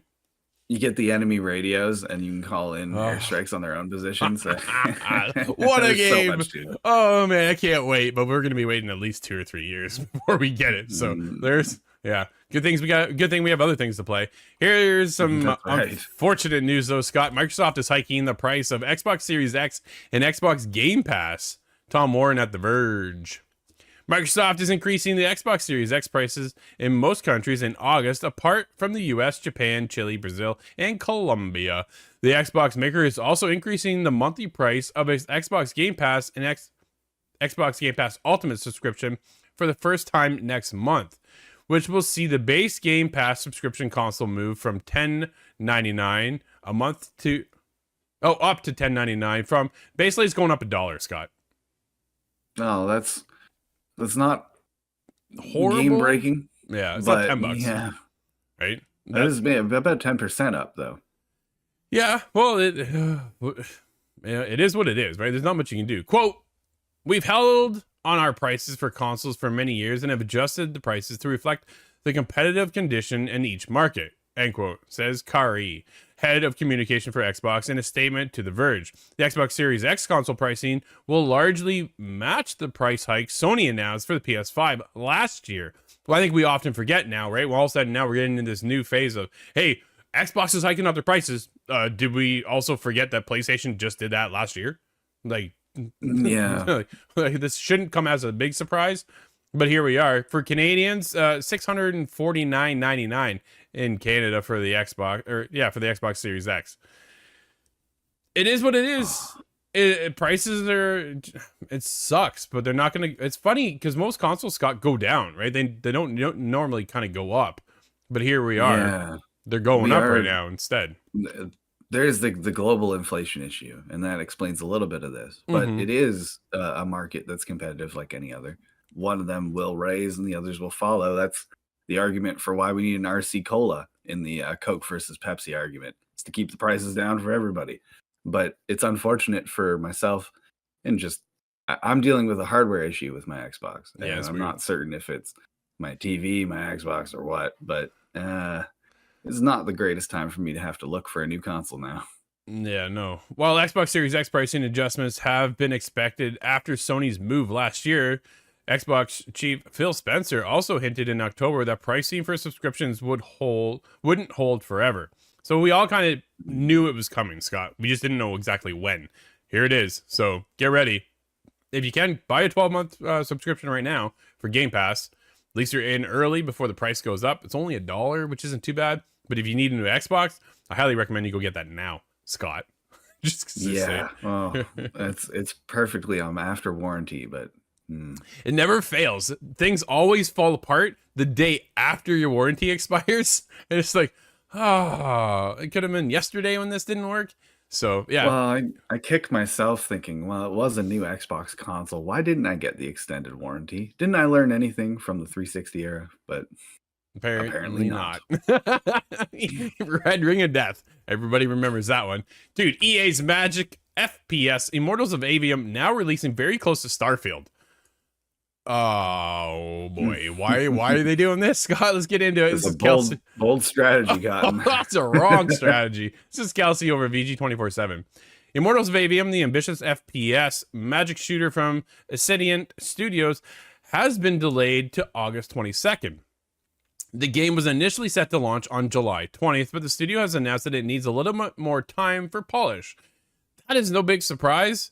But the surprise factor is your new release date, knowing how close you are to Starfield, the boggles my mind, Scott. In a statement shared on the website, Brett and the team state that, quote, your reaction to Immortals of Avium over the past few weeks have been incredibly inspiring. As you know, this is our first game as a self-funded independent studio. We set out 5 years ago to ambitiously make an original Magic FPS in a new fantasy world. Along the way, we worked through a pandemic, built a new team, developed on Unreal Engine 5.1, and pushed the boundaries of what we thought was possible. Now, the finish line is in sight, end quote. Brett and the team continued, quote, the recent feedback to the game proves to us what we already felt, that Immortals of Avium is something special. In order to realize our full vision, we are going to take a few extra weeks making the new launch date Tuesday, August 22nd. This will give us time to further polish the game, finish optimizing all platforms, and deliver a strong launch. We owe it to ourselves and to you to get it right, end quote. Scott, I appreciate that. I really do appreciate the transparency of being, hey, you know what? We just need a little bit more time. The biggest problem is you're in the wake of Starfield. Like, man, Starfield is just going to be a couple weeks out. Immortals of Avium will get played for probably 2 weeks, and then it's done, dude. Yeah, I don't think there's going to be an incredibly long of a life cycle to it, but perhaps they haven't really calculated much of longevity to the game anyways. I'm not sure if we've seen anything in terms of extended content, any sort of service to the game at all. I'm really not full on details when it comes to this title. Maybe 2 weeks isn't a terribly short amount of time for it. No, I don't think it is. I think at the end of the day, you'll get in there, you'll play the story, and then you're going to bounce, right? Most gamers nowadays, especially now, never finish a game to start with. Like, that's the other side of it too, right? Nobody practically, I think it's like 60% of gamers never finished the single player story. That's unfortunate, right? Like, that's very unfortunate, especially for a brand new studio like Ascendiant, who's coming out and which looks like a solid game. Dude, I'm impressed by what I've seen, but I thought July 20th was the right time, right? It's all about picking your time and getting so close to Starfield. People only have so much money and have so much time. So when they're already saving for Starfield come September 6th, you kind of question if they're going to be able to purchase Immortals at the same time and then get ready 2 weeks later to get into Starfield. It's unfortunate. Some people are going to make that decision away from Avium, and that's unfortunate. Yep. You're right. No, absolutely. It's good to know, though, that the team has worked on games like Call of Duty, right? The Walking Dead, the Telltale series. They do have a pedigree of great developers already in the studio, so expect a solid game. But at the same time, it's just the release date. Oh, boy. A botched launch, though, would absolutely kill it. So I do respect that decision, yeah. Would you think, though, if that's the case... And now this could get into the whole other side of it too, right? When it comes to investors and all that kind of stuff, you have to hit a date at some point. But wouldn't you be better off waiting until October? Or maybe even December? Perhaps. Right? October, though, you get into Spider-Man. Like, at this point, there is no safe date for the rest of the year, right? Like, it's just, when it's a brand new IP, like Immortals of Avium, where you have to literally prove yourself of what's capable and what's going to work. Is it going to happen? I don't know, but time will tell. I'm excited to play it. We'll find out if it's any good, I guess, in a matter of time. I have heard early impressions that it is coming off rather strong. It is rather impressive for what they've been getting into. So that is cool. Hopeful, Scott. Dude, another showcase, because we haven't seen enough of them lately. Xbox announces yet another not E3 showcase. This is Dustin over at Games Radar.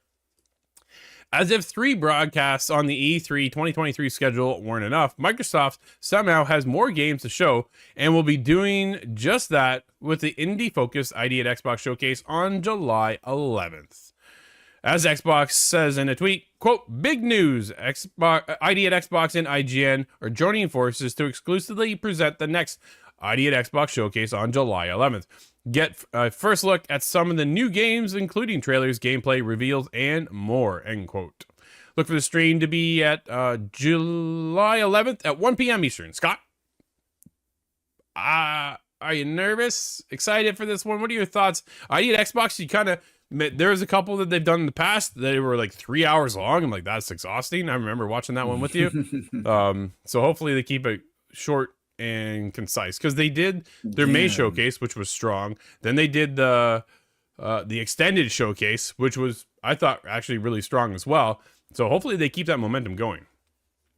Yeah, I'm not certain what we're going to see out of the ID at Xbox crowd, but generally I've had some good interest, some good games come out of there. I'm wondering if it's a little too much, though. Are we all filled up on E3? Well, After the Nintendo Direct, I'm not sure how much hunger is left for it. Dude, yeah. No, I am curious to see what they're going to bring on the ID at Xbox side, right? That is the indie showcase that they always do each and every year. So it is exciting to see what indies are working on. Probably things we haven't seen.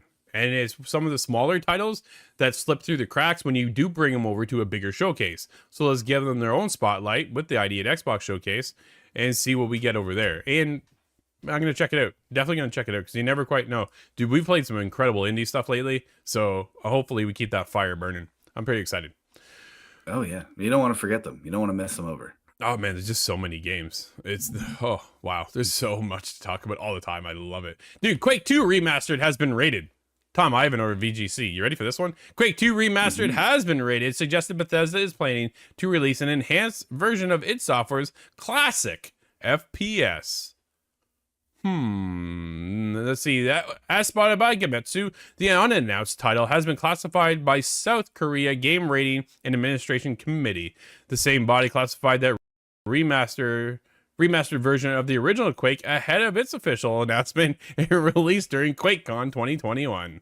There you go. After 3 years of digital-only shows, QuakeCon is returning as an in-person event this year and will run on August 10th to the 13th.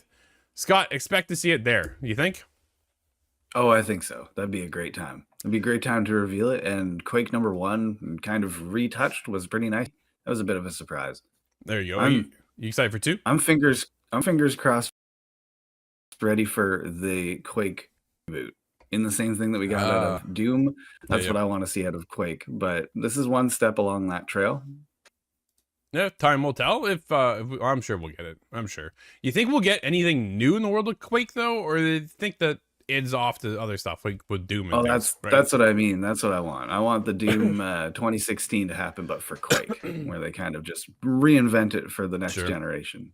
When was the last Quake game? Quake 4 on 360? Man. Yeah, and rest in peace the Quake tournament stuff. Oh, yeah, that's coming after this one, though. Hey, Quake 3 after, please, Arena. Yeah, you never quite know. Scott, we do have a couple releases today. What do we have, buddy?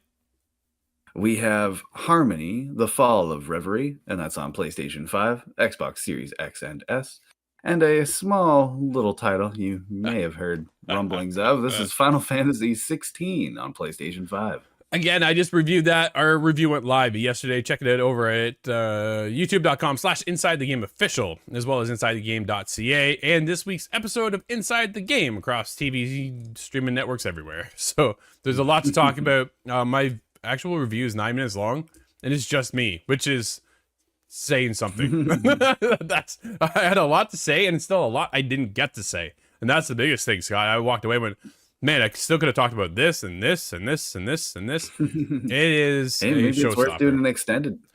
Possible. That is very possible, but I'm on to 10 other games already, so we'll see if that ever comes around, right? But yeah, I can't believe it. Final Fantasy 16 blew me away. I knew I was excited, but then when I got in, dude, it took me down a whole rabbit hole I was not anticipating getting into, and I'm still thinking about it now after wrapping things up. Like it's such a cool game. Well done by Square and the team over there to get that one out, and I think it's pretty well beloved by everybody. We saw some of the numbers coming in yesterday. People were, I think the lowest I saw was like a 9 kind of thing, or an 8.5 actually. So one you definitely got to check out. Scott, you gonna check it out when you get a PlayStation? Oh, it's certainly on the list. Yeah, the list grows every day, every week, every month. It's been too long already. Your backlog just keeps growing, right? Just never ending. There's always something else coming around the corner. But yeah, there's always lots to talk about. So make sure you join us each and every day live at 11 a.m. Eastern over on Twitch, YouTube, InsideTheGame.ca, all that good stuff. But until tomorrow, everybody, thanks again for joining. This has been IT. To the world unite. Bow, bow, bow, bow, bow, bow.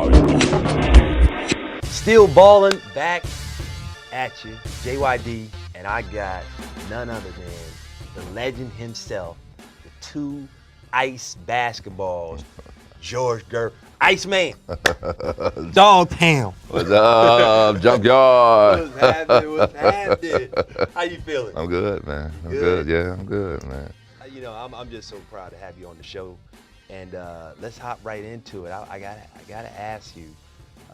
You know, you led the league in scoring, and who were some of the toughest guys that that you had to go against defensively when you were playing? Well, I mean, you know, back in the day, obviously, the first guy I think about all the time, man, who's no longer here, is Dennis Johnson. You know, Dennis Johnson was a good size, you know, about 6'5", 6'6". You know, Dennis moved his feet well. Dennis didn't go for fakes that much. I mean, he was one of the guys, man, when you talk about guarding me, man, I think he was one of the guys that probably guarded me the best. I always tell him, I say, man, Dennis, man, wow, man, you know, I got 30, man, but it was a hard 30. It wasn't easy. Yeah, 30. it wasn't easy. And people don't understand that. I mean, yeah, I got 30, but it's how I had to get it, you know. I mean, you know, you play different against different guys, That's right. different defenses, man. He was one of the guys that really made me work, man. So that's the first guy I think about. For me, it was always fun, man, because teams created defenses to try to keep me from scoring. You know, that's an unbelievable feeling for me. You know, this team designed their defense to stop ice. And most of the time, it didn't work. Most of the time, it did not work. Now, see, this is the time when no three-point line and hand checking was in full effect. I mean, but that's, you know, to me, that's the only way I knew how to play. I mean, you know, a guy can stop your forward progress. I was a small guy. I was 185 pounds, but, you know, I was 6'7". You know, so bigger guys guarded me. Well, tried to guard me, and try to guard me with their physicality, you know, by putting their arms on me, putting their hands on me, stop forward progress. I mean, so I had to learn to play off of that. So I used to roll off the bigger, stronger guy, you know. I mean, so balance was everything for me. Right. You know, I'm all about balance. And I was fundamentally sound, so I could use both hands. And, you know, I mean, I could shoot the ball. I love shooting a mid-range jumper. I mean, I make enough mid-range jumpers on you. I know you're going to come to me. Right. And with my ability to go to the basket with both hands, I can get some easy layups. You know, I shot 51% career, you know, and I got 26-some thousand points in my career. I'm more proud of my efficiency than I am the numbers. Right. You know, I mean, you know, because a lot of guys shoot 30 times, get 30 points. That's unheard of for me. Good. I like to shoot 15, 16 times and get 30. Right. You know, because I'm going to get 7, 8, 9 free throws a night. So I knew how to score. You know, you got scorers and you got shooters. I think I would score. From the 90s to mid-90s, who would you want to compete against in that era? Well, you know, man, my last year was with Chicago. So I played with Mike his rookie years, you know, and I got a chance to see Mike in the beginning. And then he ended up breaking his foot.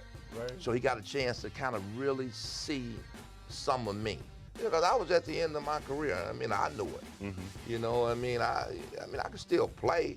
You know, I remember we was in Dallas and I got 35 at the half, and I kind of looked over and say, that's what the old man used to do.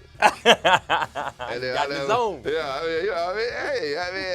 mean, you know, I just wanted to kind of show off a little bit. Yeah. And then after the game, I probably had about 40. And he came to me and said, oh, old man, what happened? I say, hey, you just saw the Iceman of old, not the old Iceman. Nice. We as a group, as coaches and players, we owe Q, man. We owe Q, man, to put on a good show, man, and respect what you done for these guys, man, and us, man. You gave us another opportunity to shine, man, as mature gentlemen, you know, and professionals, man. And I reach out to all the guys, man, that's involved in the Big Three, man. Let's make this work, you know, because it's something that can work. NBA legend. Ice Man. Shout out to Ice Cube. We still balling.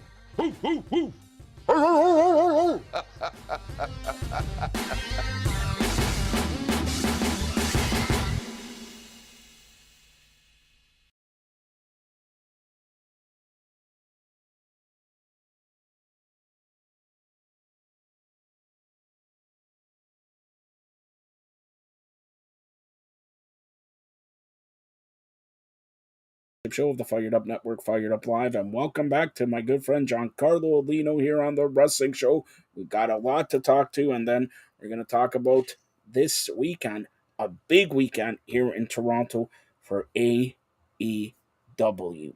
But we'll start off with the Wrestling Show here.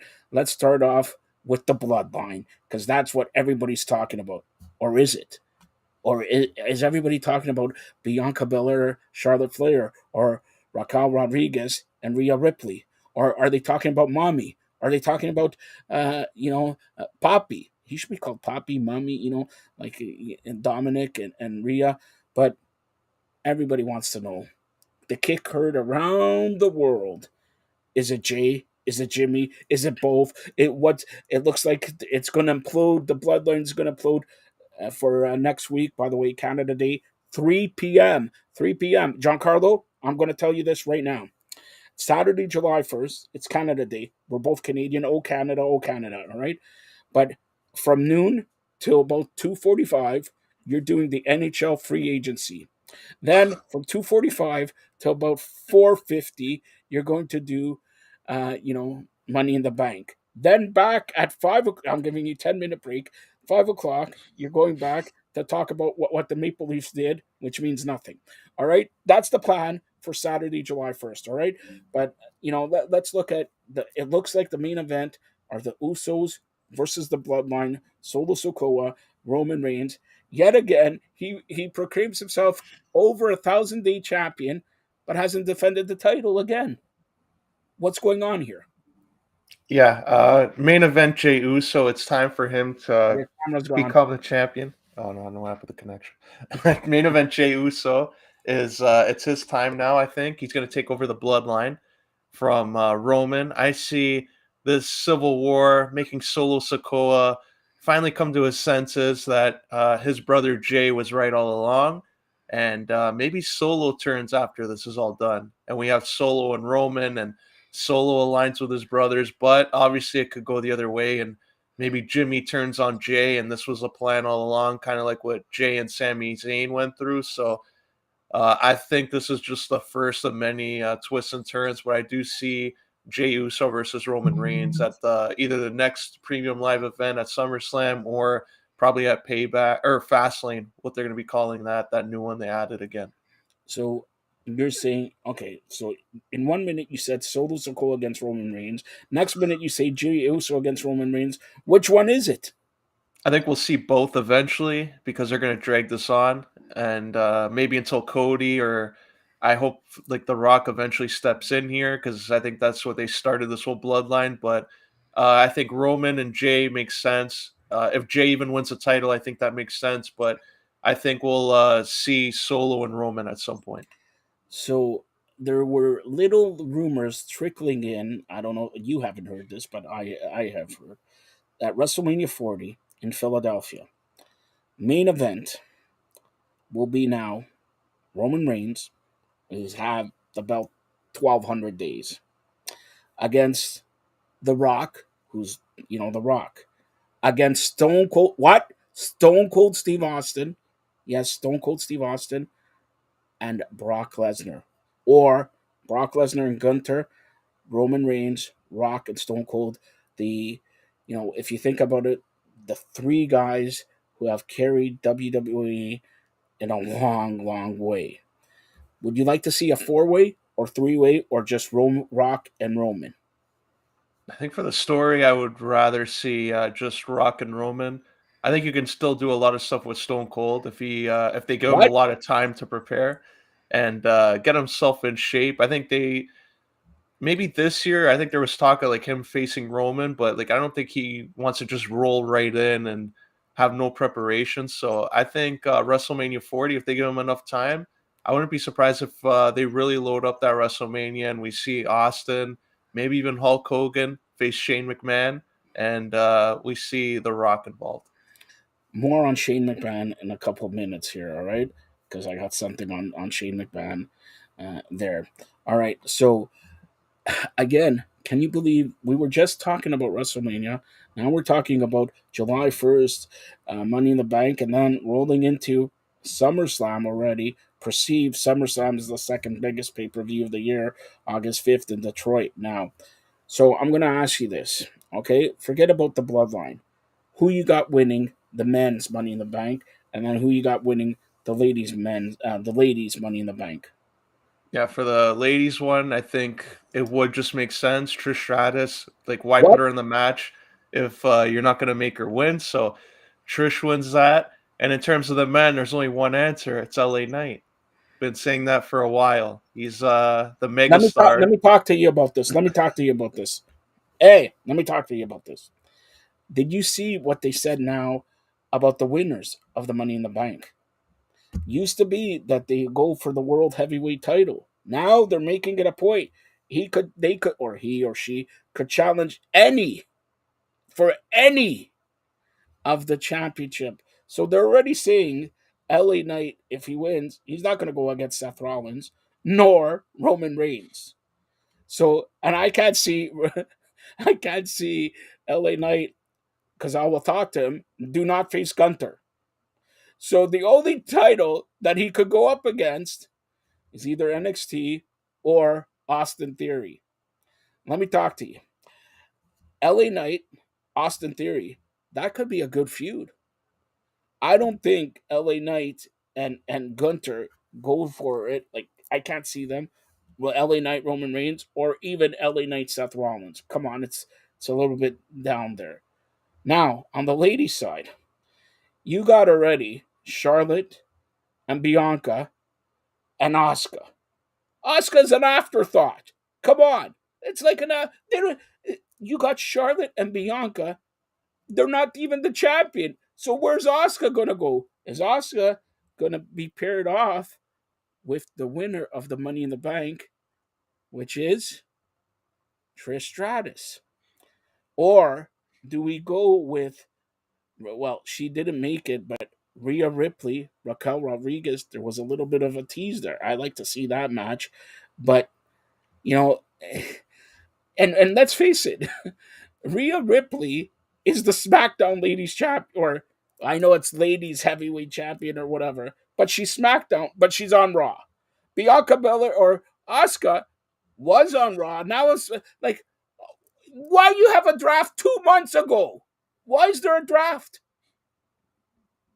Yeah, it's they got to really enforce that. I hate that they do a draft and then we see guys go back to back shows week to week. So that's something I hope they change. Kind of like in 2016 when they had, I think that was a proper way that they had the draft, and then they had their own premium live event. So the 1 month, I would, if they're going to change it, you can still have the same number of events, but 1 month is Raw, then you devote the next month to SmackDown. I think it freshens up all the feuds, but that's the thing I really hate about this whole brand split. Wait a minute. Let me talk to you. All right, you talk about no brand split, Raw, SmackDown, but every week there's somebody from the big roster on NXT. Who cares about Baron Corbin? Like, honestly, but they already teased, and this is going to happen because Finn Balor showed up this week. The Judgment Day is going to be in NXT. I'm telling you right now, the Judgment Day in NXT, and the same birdie told me that NXT is going to have 2 matches at WrestleMania. All right, 2 matches at WrestleMania. Now, what do you do? Like, are they building? Like, people don't understand. Okay, Roman Reigns, 1,000 days or whatever, but they're building Gunther into 300 days already. By WrestleMania, the guy could be, I don't know, 500 something days. Are they building another Roman Reigns in Gunther? I think they are, and I don't blame them for doing it. I think they're making the right call. Ever since Gunther, like, everyone can like make fun of the name and just trash WWE for changing it.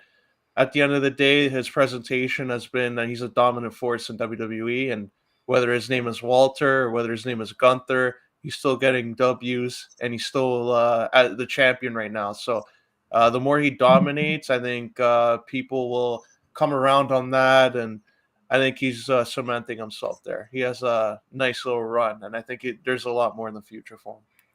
And now Ricochet getting a big push also. The only push he gets is by Samantha Irwin. Never mind. For those who don't know, Samantha is the girlfriend of Ricochet. All right? There you go. All right. Now let's head off to AEW. Giancarlo, there's a new show called Collision. I don't know if you heard of it. They promoted it very well with some guy returning. Can you tell everybody who returned last week on the first their graphics, man? Great on AEW Collision, like you see in the back. Yeah, an exciting return there on Collision. First, he had everything with the Saturday night, like it had the Hockey Night in Canada feel to it with the song they chose. And yeah, one of my favorites, the guy who's moving the needle there in AEW, that'll be Miro, who returned on AEW Collision, and Andrade, who's a great guy too. First of all, Giancarlo needs to be slapped upside. Get my dog and woof woof there. All right. It's CM Punk returning. All right. That's what it was built. But you know what? I'm going to tell you. The ones who stole the show are Mommy's real life boyfriend, Buddy Matthews, and really the Queen's boyfriend or husband, Andrade. I want to see more of those matches. Andrade, Buddy Matthews, and Andrade in Toronto at the Scotiabank Arena this Saturday. You got Brody King against Andrade. Another show stealer because they got the CM Punk comes out in a 6-man tag last Saturday. Guess what? They up it. Now he's in an 8-man tag. And guess what? Next week in Hamilton, he's going to be in a 10-man tag. And then there's going to be a battle royal where CM Punk mysteriously is in it also. Now, they did not, if you watched Dynamite yesterday, they did not have the Elite or Hangman Page there because they knew they're going to be booed out of Chicago because CM Punk, he even said it, he's a Collision guy. He shouldn't be here. He even said it in the promo.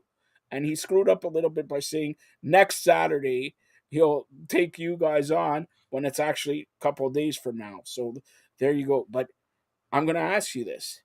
Did Collision outdrew Dynamite, and can it continue it every week? If you had one show in AEW to watch now, is it Dynamite? Is it Collision? If Collision was on another night, I would say that. Just because I like the presentation more. It wasn't so cluttered with 10 different matches and like all these different like stipulations added. I thought it was a simple show to watch, and if the problem is it's on Saturday, and you can only have that success so long on summer nights now. Like there's no NBA playoffs, NHL, there's no NFL, there's college football soon, but it's not on right now. So I think they're going to take advantage of this, but I just don't see it being something where it's going to outdraw Dynamite and be their top-rated show every week. But maybe they can get 600,000 a week. I think they would be happy with that. But once we're in the fall months, I think it's going to be a little tough for them. So, when I was speaking a little about a little birdie, right? The little birdie told me that how Rampage is on a 10. Could Collision be on like a Saturday night's main event, 11:30 instead of, or 10 to midnight? Again, that they can tape it. They don't have to go live. Like next week, they're taping it on Thursday in Hamilton, and they show it on Saturday on TV. So next week's not going on live. They're taping it again in Hamilton Thursday. So Hamilton has Wednesday show and Thursday show, which is a Saturday show. Get it? Giancarlo, what did I say? They got Dynamite on Wednesday. Thursday, they're going to do, Collision, but it's not going to be on Thursday. It's going to be on Saturday. But then on Wednesday, they tape Rampage. Okay? Got it? Good. All right. There you go. Now, I want to touch on that was Collision. Now I want to touch on Dynamite because I'm liking, first of all, Giancarlo. I'm going to say this with all due respect. Who's the AEW champion right now? MJF. No, say it better. Like, me and him are very close. Come on. Maxwell Jacob No, Friedman. no. Come on, Giancarlo. Don't play games here. Respect, man. Respect. I My didn't see Jewish Dynamite. friend. My Jewish friend. MJF, my Jewish friend. Shalom. All the best. We're going to have some challah here. We got a pre-en for your recircumcision. MJF, I can't wait. This blind tag team tournament where we have already, and I'm going to spoil it, we have already MJF and Adam Cole. That is something good. Could we have a Chris Jericho Sting tag team? They hinted at they never fought with each other. Well, now they're going to fight. They hinted now it's a 3-man or 6-man tag. Then another person will be revealed on Collision and all that. So it's a 6-man tag. They're going to have a tag team. They're going to be part of a tag team. And then they're probably going to have a singles match. That stuff is good. Jericho, Sting, together, they're 112 years old. All right? But you still want to watch that instead of watching Hogan and Brock or whoever, right, Giancarlo? What do you expect from Sting, Chris Jericho? I think it would be good. I think it's safe for Sting. Like, why is he going to risk facing somebody that he's not really comfortable with? I think Jericho can work around his limitations and his own limitations, and they can still have a good match. And this 6-man tag, they didn't reveal who it was, but maybe another WCW guy comes in and just squashes everybody. I think that would be nice to see. Goldberg, he likes hitting his head on doors to make his entrance. I think he hits his head and just crashes right through the forbidden door, and he squashes the Jericho Appreciation Society. Only Giancarlo could come up with this stupidity. Goldberg's not going to be teaming up with Sting. Think about it, Giancarlo. Think about it. Got Darby Allin, a risk taker, a bicycle, and Sting, and a mystery. I'll tell you off the air who it's going to be. I'm not going to spoil it for you. It's not going to be Goldberg. Although, here's something that where is Mercedes Moné? Injured. Is she injured, or did she get really cleared miraculously in the last 24 hours? That's all I'm saying. That's all I'm saying. You mentioned some So guy. she's going to team with Sting and Darby Allin No, to not take on. Sting. Not Sting. But notice, Willow Nightingale has a match on Saturday and has a match on Sunday. She's the only one who has a match both nights. Saturday, she can mysteriously, get injured, tweak a knee, tweak a leg, lose an eyelash, stuff like that. Okay? You mentioned, St. Birdu, you mentioned Shane McMahon. Looks like Tony Khan is talking to a McMahon lately. That's all I'm going to say with that. All right, Giancarlo, that's all I'm going to say with that. Now, we're going to preview on the On the Mat Wrestling Show, which will follow in a couple seconds, Forbidden Door. All right? But I got to talk to you. Let me talk to you, Giancarlo. All right, about Forbidden Door. Okay, you have a 5-on-5 match where the Elite will take on the BBC, Blackpool Combat, or BCC, Blackpool Combat Club. Okay, so Kenny Omega is in the Elite, but he's not in this Elite, correct? Bryan Danielson is in the BCC, but he's not in the BCC, correct? So you have Ishii, you have Eddie Kingston, you have Hangman Page, and you have the Young Bucks. With these other guys, okay, you have Don Callis boys, and Don Callis went on Chris Jericho's show and said he's going to expand his family. There's no better way to expanding his family than a Canadian with a good Canadian boy, correct? Yeah. All I'm saying is somebody is going to be very, very happy this week, all right? A part of Forbidden Door. Now, Forbidden Door, this is the second Forbidden Door.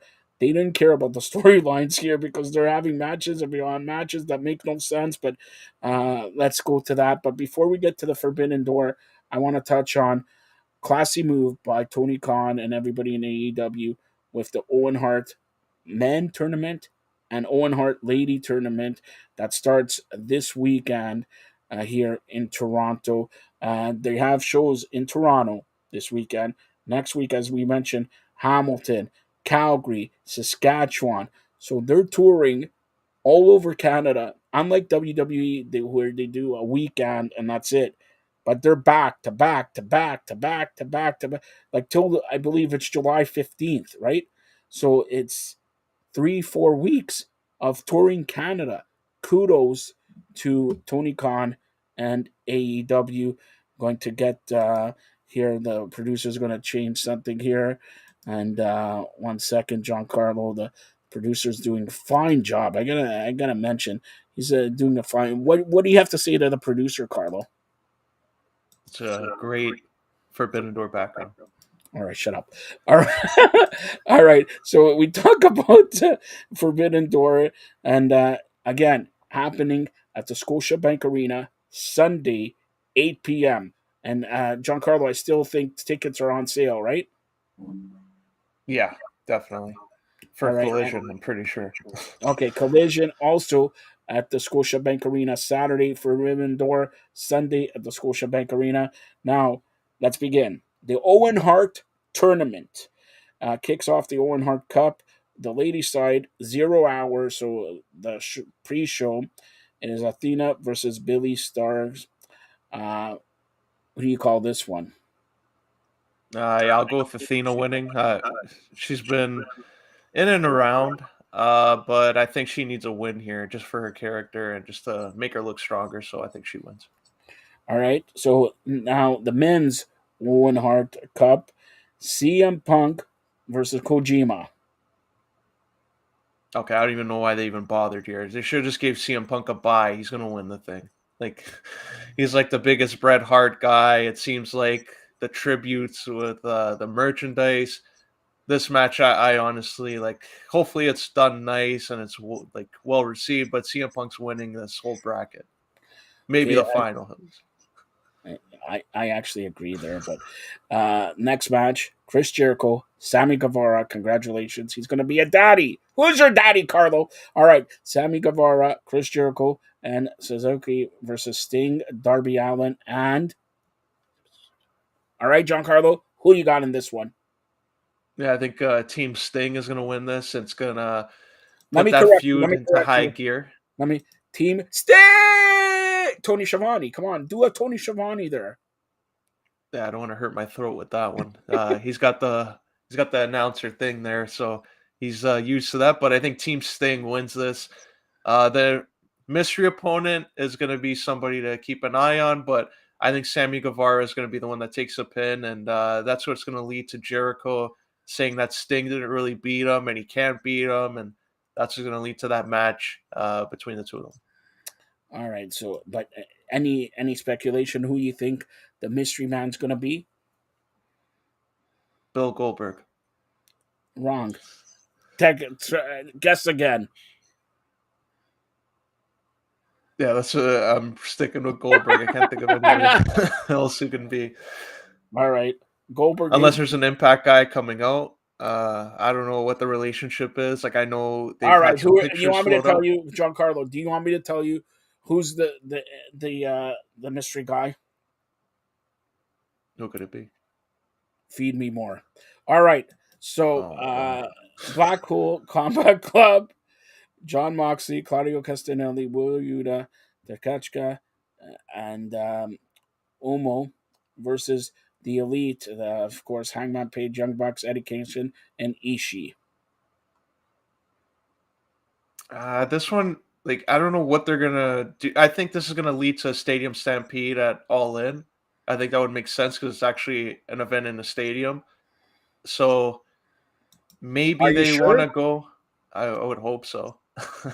Maybe they want to go in that direction and have the BCC win it, so they can do Kenny and the Elite, and they can bring Kota Ibushi into it. So I think this will be the first of maybe a back-to-back matches that they'll have, maybe a blood and guts match at the All In. But That's what I want to say. I think it's going to be reversed. I think it's going to be the war game style match, blood and guts, and then because there's still not a lot of people have talked about the week after, where it's traditionally AEW's probably biggest event there, right? So that's what I believe, but it doesn't matter if it's going to happen like that.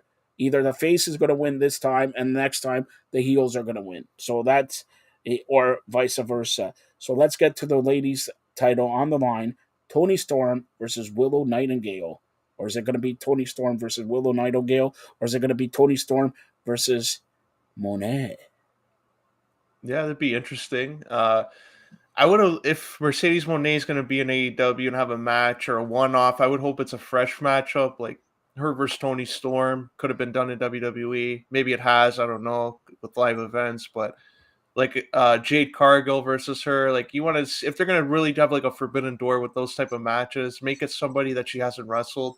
Which is That's why fine. when she faced Willow Nightingale, it's kind of like okay, Willow Nightingale takes advantage of the injury. She gets her moment. So maybe Chris Statlander if they want to add another champion into the mix and they have them all in, and that's how Mercedes comes in. I think there's a lot of possibilities there. All right. Then we got the International Championship. And we got the hardest working wrestler in the world right now is your buddy, and he could throw a punch and kick with the best of them. That's Orange Cassidy. Don't you agree? Zack Sabre Jr., Danny Garcia. Who you calling this one? Orange Cassidy. He's reserved a lot of his energy the last year to build up for this moment, and I think he's gonna have a nice matchup.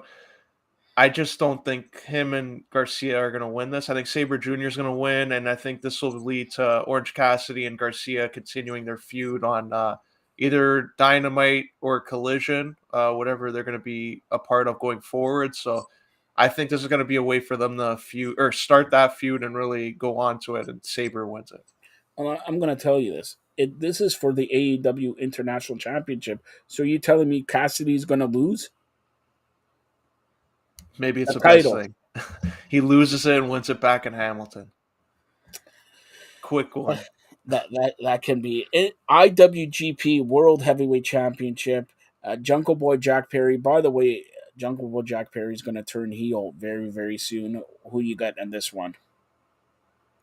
Like nothing against Jack Perry, but for a world title match, I was hoping maybe like they would have done Sonata versus like Claudio, or like somebody like that. Like compared to the other matches, like I think Jungle Boy could have been perfect for the international one, that championship match with Orange Cassidy, Garcia, and Sabre Jr. I think that would have been a good mix of styles. So like this one, I think the match will be okay, but I think with everything else on the card, it's going to get lost in the shuffle. And unfortunately, it won't get that kind of attention when people are talking about the event. All right. Then you got MJF versus Tanahashi for the World AEW World Championship. Carlo, it's for the AEW World Championship. They already made MJF Adam Cole. Adam Cole, we're going to touch on who he's fighting next, but can you see MJF losing? And Tanahashi is a big name, but can you see MJF losing this? I think MJF, he's a great performer in that he's making it look like he doesn't want to face Tanahashi because of what could happen. I think Adam Cole thinks he's 2 steps ahead of MJF by making him agree to it. Tanahashi's already making plans that he wants to headline All In a stadium as a champion. I think MJF has been plotting, and I think he's going to get some help to get the win here. I think there's going to be a chair swung at Hiroshi Tanahashi, and MJF is going to retain the title. A chair? A chairman? Former chairman? Possibly. And it's going to be a perfect 10 chair shot. By the way, I may or may have not have heard anything about yeah, that. yeah. By the way, we're gonna promote that. We're gonna promote this. He's mentioning about Good Canadian Boy. You like that? That's a tribute to Don Cherry. Good Canadian Boy, Sean Spears, who Carlo interviewed without telling me. He was supposed to send me the interview, but he doesn't want to send me the interview. Right, Carlo? I'm calling you out. Yeah, this was they were doing a radio tour there, and Sean Spears, I got a chance to interview him, and I did call him a good Canadian kid because I knew he grew up playing hockey. I said, oh, like Don Cherry, good Canadian kid, and he mentioned a few times there. I don't know about the good part yet, and he kind of teased that the chairman is going to be coming back at some point. And he also, if you look at the backdrop of the interview, he has a chair on the wall ready to, take down and use. So Wait, hold I on, hold think on, hold on, we're hold gonna on. see him use that. Let me. First of all, are you sending? You didn't do the shout out here. You said it's a radio interview, but if you look, when you do a radio interview, you don't look, you hear. So did you do a TV interview without sending to Fired Up Network, who's on worldwide TV, who can make Sean Spears a perfect 11? He's a perfect 10. That's Yeah, better but than I want to 11. make him perfect 11. Yeah, you got the 1-0. That makes it better than the So in 1-1, other words, 1-1. you're not doing your job correctly by sending me all these interviews that you. Anyways, MJF getting help from Sean Spears, according to Carlo Lino. All And right. my predictions are always correct. Like when I said Brock Lesnar was gonna get the Money in the Bank all those years ago, and who miraculously came and won Yeah. the matchup and the title. For every one correct prediction, he's got 75 wrong ones.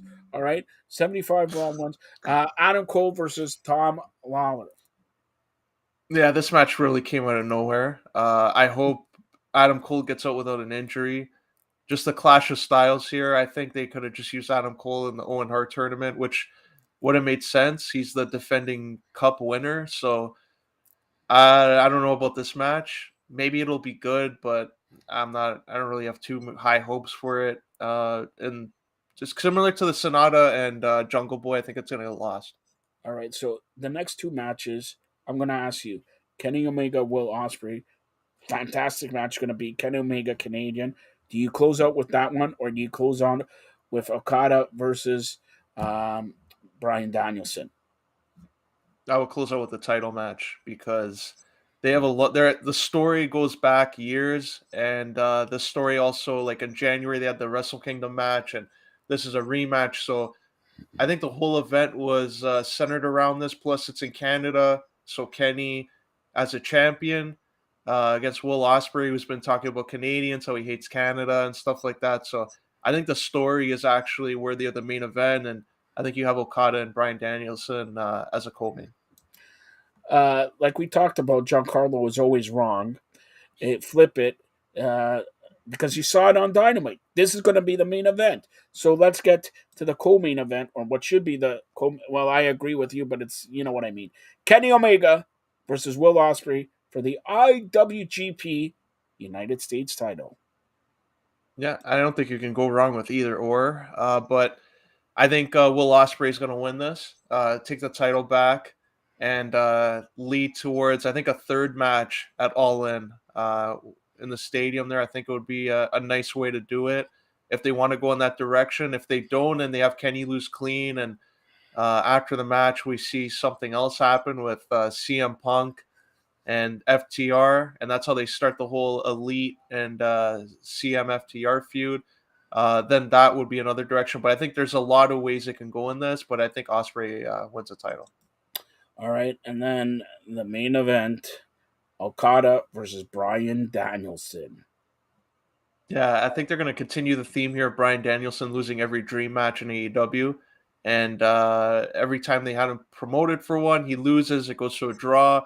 So I have Okada winning. It's going to take 5 Rainmakers to do it, but I think Okada wins in a 40-minute match. 40-minute match. And is this pay-per-view like a normal AEW pay-per-view is going to go 4 hours? Yeah, if you have a ticket to this event, make sure that you look at the schedules for Go Transit or subway systems and TTC. You'll probably be home around 2 a.m. That'd be like the minimum. I think be prepared for a long night. By the way, just thank you for that, Giancarlo. By the way, 8 o'clock collision, but 6 o'clock is tickets doors open because at around 6:15, 6:30 they tape Ring of Honor. So 6 o'clock doors open, 6:15, 6:30 they tape Ring of Honor, and then collision happens, and then Forbidden Door again 0 hour at 7 p.m. And I think this is going to go maybe 3 hours 15, 3 hours and a half, but should be interesting to see because the following week in Hamilton on back-to-back days. Giancarlo, are you ready for the skill testing question? I'm going to ask you as we close out the On the Mat Wrestling Show / Wrestling Show here with Giancarlo on the Fired Up Network. Here's the skill testing question. This week's collision, where is it? Toronto. When is it? Saturday. This week's taping of Ring of Honor, where is it? Toronto. What time? 6 p.m. or 6:30, depending on how much matches are gonna All right. film Enough. for that. This week's non-premier live event, which equals pay-per-view, Sunday. When is 0 hour? 7 p.m. When is the pay-per-view, not premier live event? 8 p.m. All right. So far, so good. All right, Giancarlo. Now here's it. Next week. When is Collision? Thursday. To air when? Saturday. Now, when is Rampage next week to air Friday? Wednesday. At what time, Carlo? That's the big question because it's been tossed around like a grapefruit. Either 7 p.m. or 10 p.m. They've done that before. I think 7 p.m. is a realistic target, though. Wrong, 10 p.m. So, Okay. so again, Wednesday next week, Dynamite from the First Ontario Centre in Hamilton. Thursday is Collision. Thursday taping. Saturday aired. Okay? Got it? Good? Gone. Now, Giancarlo, anything else we forgot to mention in the world of professional wrestling? We're going to see, hopefully, something that sets up this FTR Young Bucks Elite thing, because it's just a whole mess now. Like, every time you're just seeing like some report that this guy doesn't get along with this guy. I think they should just throw them all in at All In. Perfect event for that. And they continue the All Out brawl, but make money off it. That's what I would do. Once again, Giancarlo I lead him to something and he does it. He drops the ball. You were supposed to talk about our good, close personal friend, good longtime friend. He has a killer glove. I got him a new suit and everything. Aaron Stevens. Go ahead. NWA. He's doing a lot of good things as a manager, and hopefully Billy Corgan sees that he should be the world champion. That's all I'll say on that. You're disappointing today, Carlo. I set you up for a big, big finish here, and you're disappointed yet again. You're like Phil Kessel. You come up big, and you come up and you win the Stanley Cup, but you don't play in the Stanley Cup. Three-time Stanley Cup champion. I'll take that. Yeah. Go ahead. How many times Stanley Cup champion is Austin Matthews? He's only in his 20s, so no. Wait, I'm asking you a question. Serious question. 0. How many times? No, wait. Let me finish. How many times Stanley Cup champions is Austin Matthews? 0. Jack Eichel. Connor McDavid. Exactly. Jack Eichel, how many times Stanley Cup champion is he? 1. How many times MVP of the league is Connor McDavid? Every year he's probably in it. He should win. How many times MVP is Austin Matthews? He's a Richard winner. So why are you going to pay this guy $15 million if he doesn't perform when the time's right. Like Giancarlo. Well, the time's right in the regular season because you need those That's not points to regular make the season. playoffs. Like I'm going to tell you about Austin Matthews right now. This is the wrestling show. So Giancarlo, I know you're a youngster, okay? But you want to have a family, right? One day, right? You have a nice girlfriend and all that. You want to have little Carlos going around, right? You try and don't get the job done. Okay? Then Jack Eichel requests a trade from some team and comes and does the job one time in his life and gets the baby. That's the problem with people in Toronto expecting babies every year and never getting it from the Maple Leafs since 1967. All right? Saying all that, hopefully they get rid of that American and keep the good Canadian boy, Mitch Marner. What do you say? I don't think they're moving any of them. I think No, I disagree because I'll give you that little birdie told me the guy with blonde hair, nice flowing blonde hair, number 88, not Eric Lindros, William Nylander, by this time next week. Yeah, makes sense. But like Matthews, Marner, like if people think they're being moved, I doubt it. And by the way, those guys bring tickets in. There's no soccer show. There's no soccer show next tomorrow because Giancarlo's busy pushing my car, and John Nelson is busy. But Carlo, are you going to send me that interview to play on worldwide TV? Yes or no? The one I did with the Racing Madrid guy? Yeah, that one. I will have to see about that.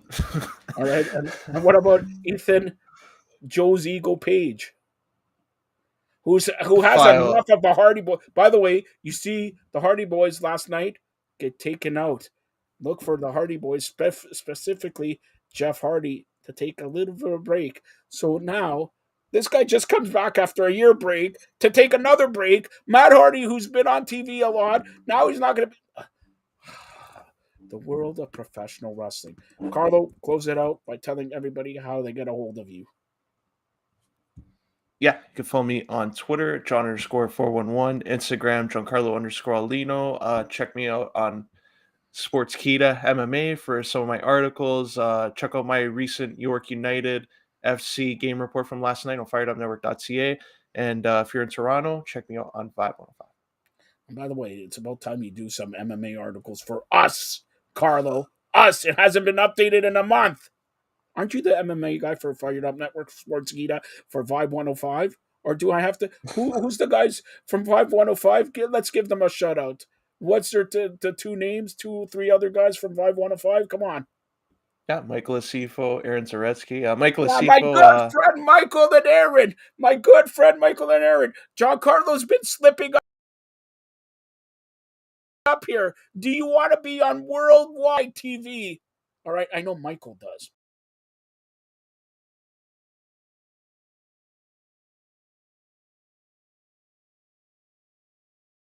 Mike.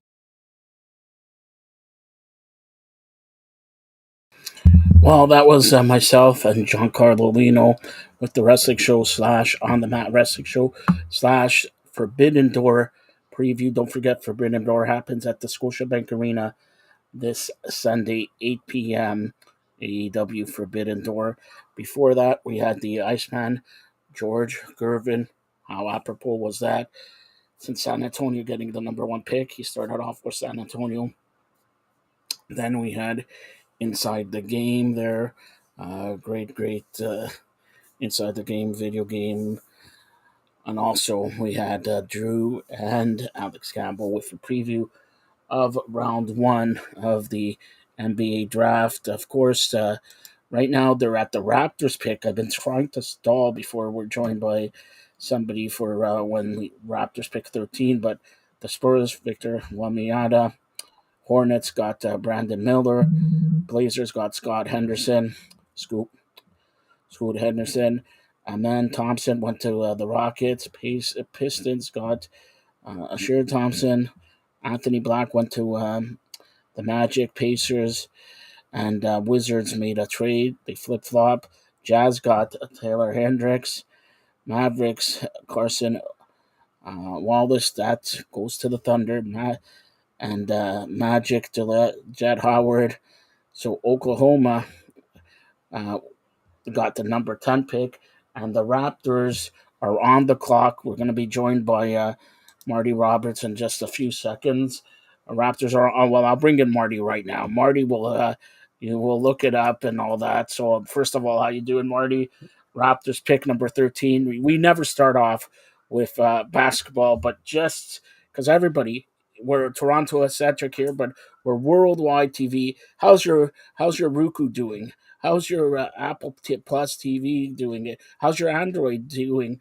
Is it doing better than we have 25 people and only 2 people watch it from our network, mainly Giancarlo and you? But yeah, all right, Marty. So the pick is in, and they're gonna announce the pick. So here it is. I just put up the sound here, and let me see. I don't know if you could hear that. All right. With the 13th pick in the 2023 NBA Draft, the Toronto Raptors select Grady Dick from the University of Kansas. Grady Dick from the University of Kansas. He's a guard from Kansas. Grady Dick. Marty, do you have anything? Do you know anything about your Dick? No. I just hope that his name isn't small. As opposed to, never mind. All right, Marty, we brought you here, the sports wrap up, or the sports wrap here, to talk a little baseball and everything like that. Let's get to it. We're breathing a little bit easier, 2 out of 3, because Miami, very good season so far. So taking 2 out of 3 is pretty good.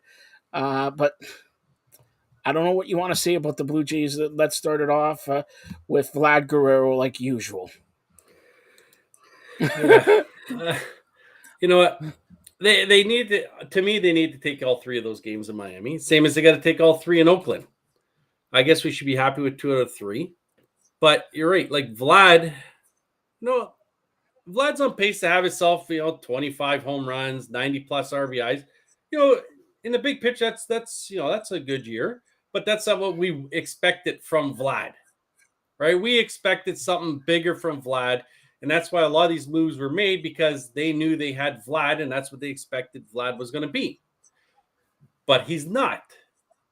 And what makes it worse in my eyes with Vlad is the mistakes he keeps making over and over and over again.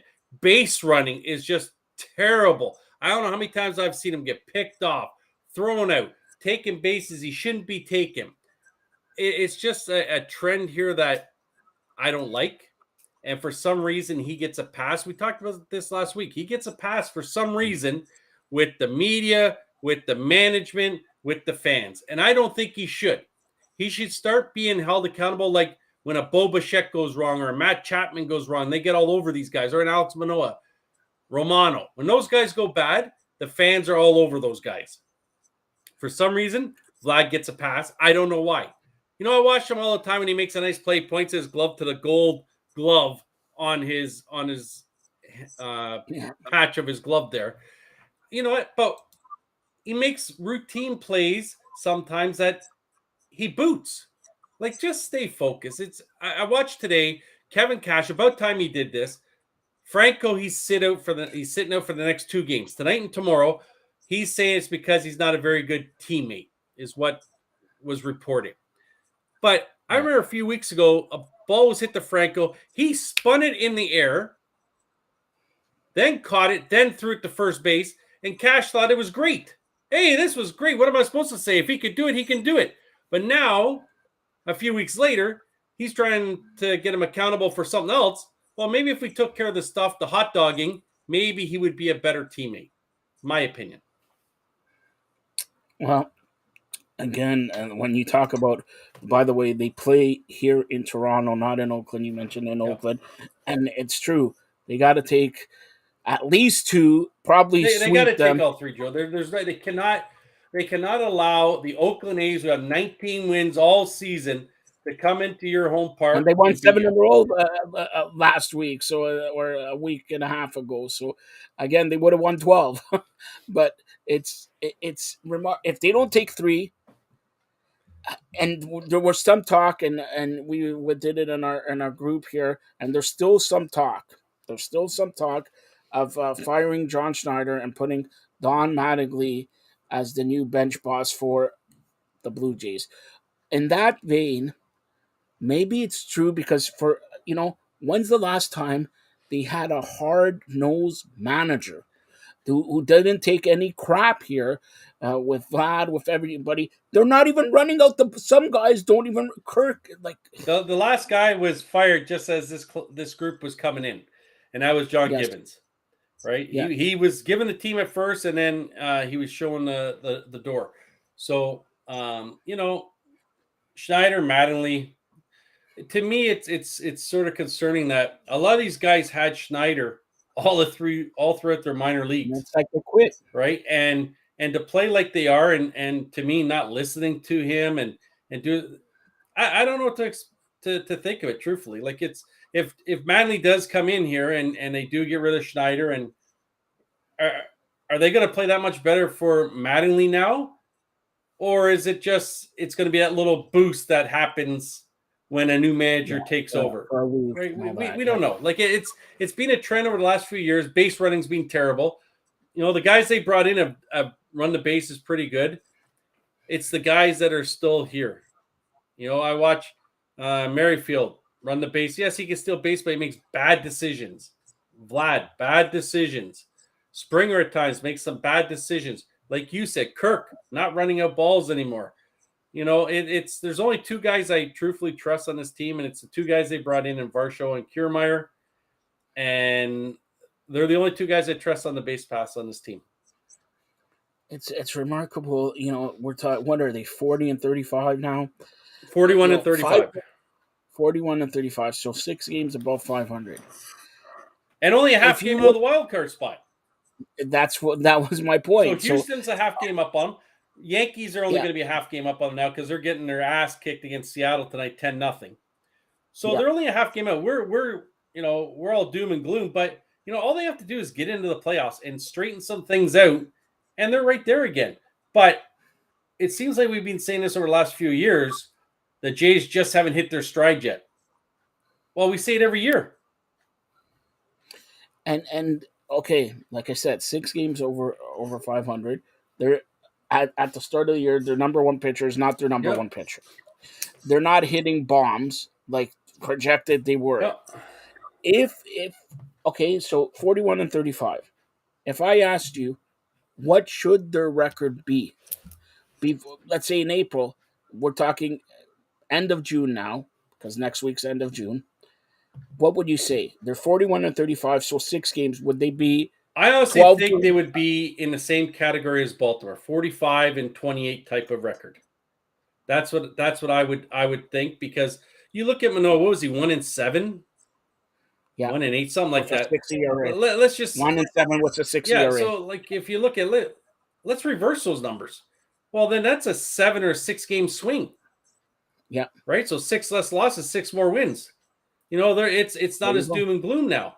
And Vlad's biggest thing is he's batting like 340 or something like that with runners in scoring position, which is nice. But he's not getting the extra base hits when he does it. So we got 2 men on. He's only driving in 1, whereas, a couple of years ago, he was hitting the ball out of the park, right? So he's become that hit the ball on the ground type of guy again, and hopefully he can figure it out. And his swings are very violent swings. That's always been his dad. His dad was like that too. Swing as hard as he can. Maybe that's all he can do. Maybe he's not a guy like Bichette that can decide I'm going to just hit the ball the other way. Maybe Vlad is just that guy who has to pull everything, and if he doesn't, he goes over, right? So I don't know. I'm hoping he switches it around here soon. I hope that something just clicks for him. Like he had his first extra base hit in 19 games or something like that the other night. So almost a month. That's a big hole. Like you see how the Yankees are struggling now with Judge out of the lineup.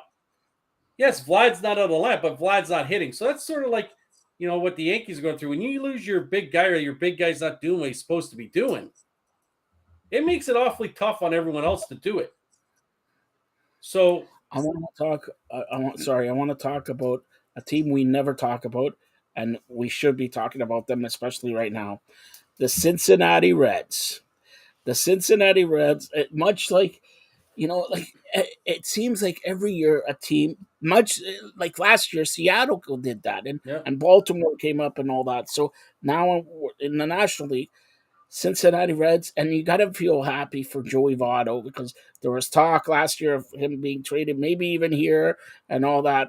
And now they have a youngster who hit what was that home run he hit 500 and something? just a monster shot, right? But they won 11 in a row now, I think it is, and they're in that National League Central, and it's not a very good. They're 5 games over 500.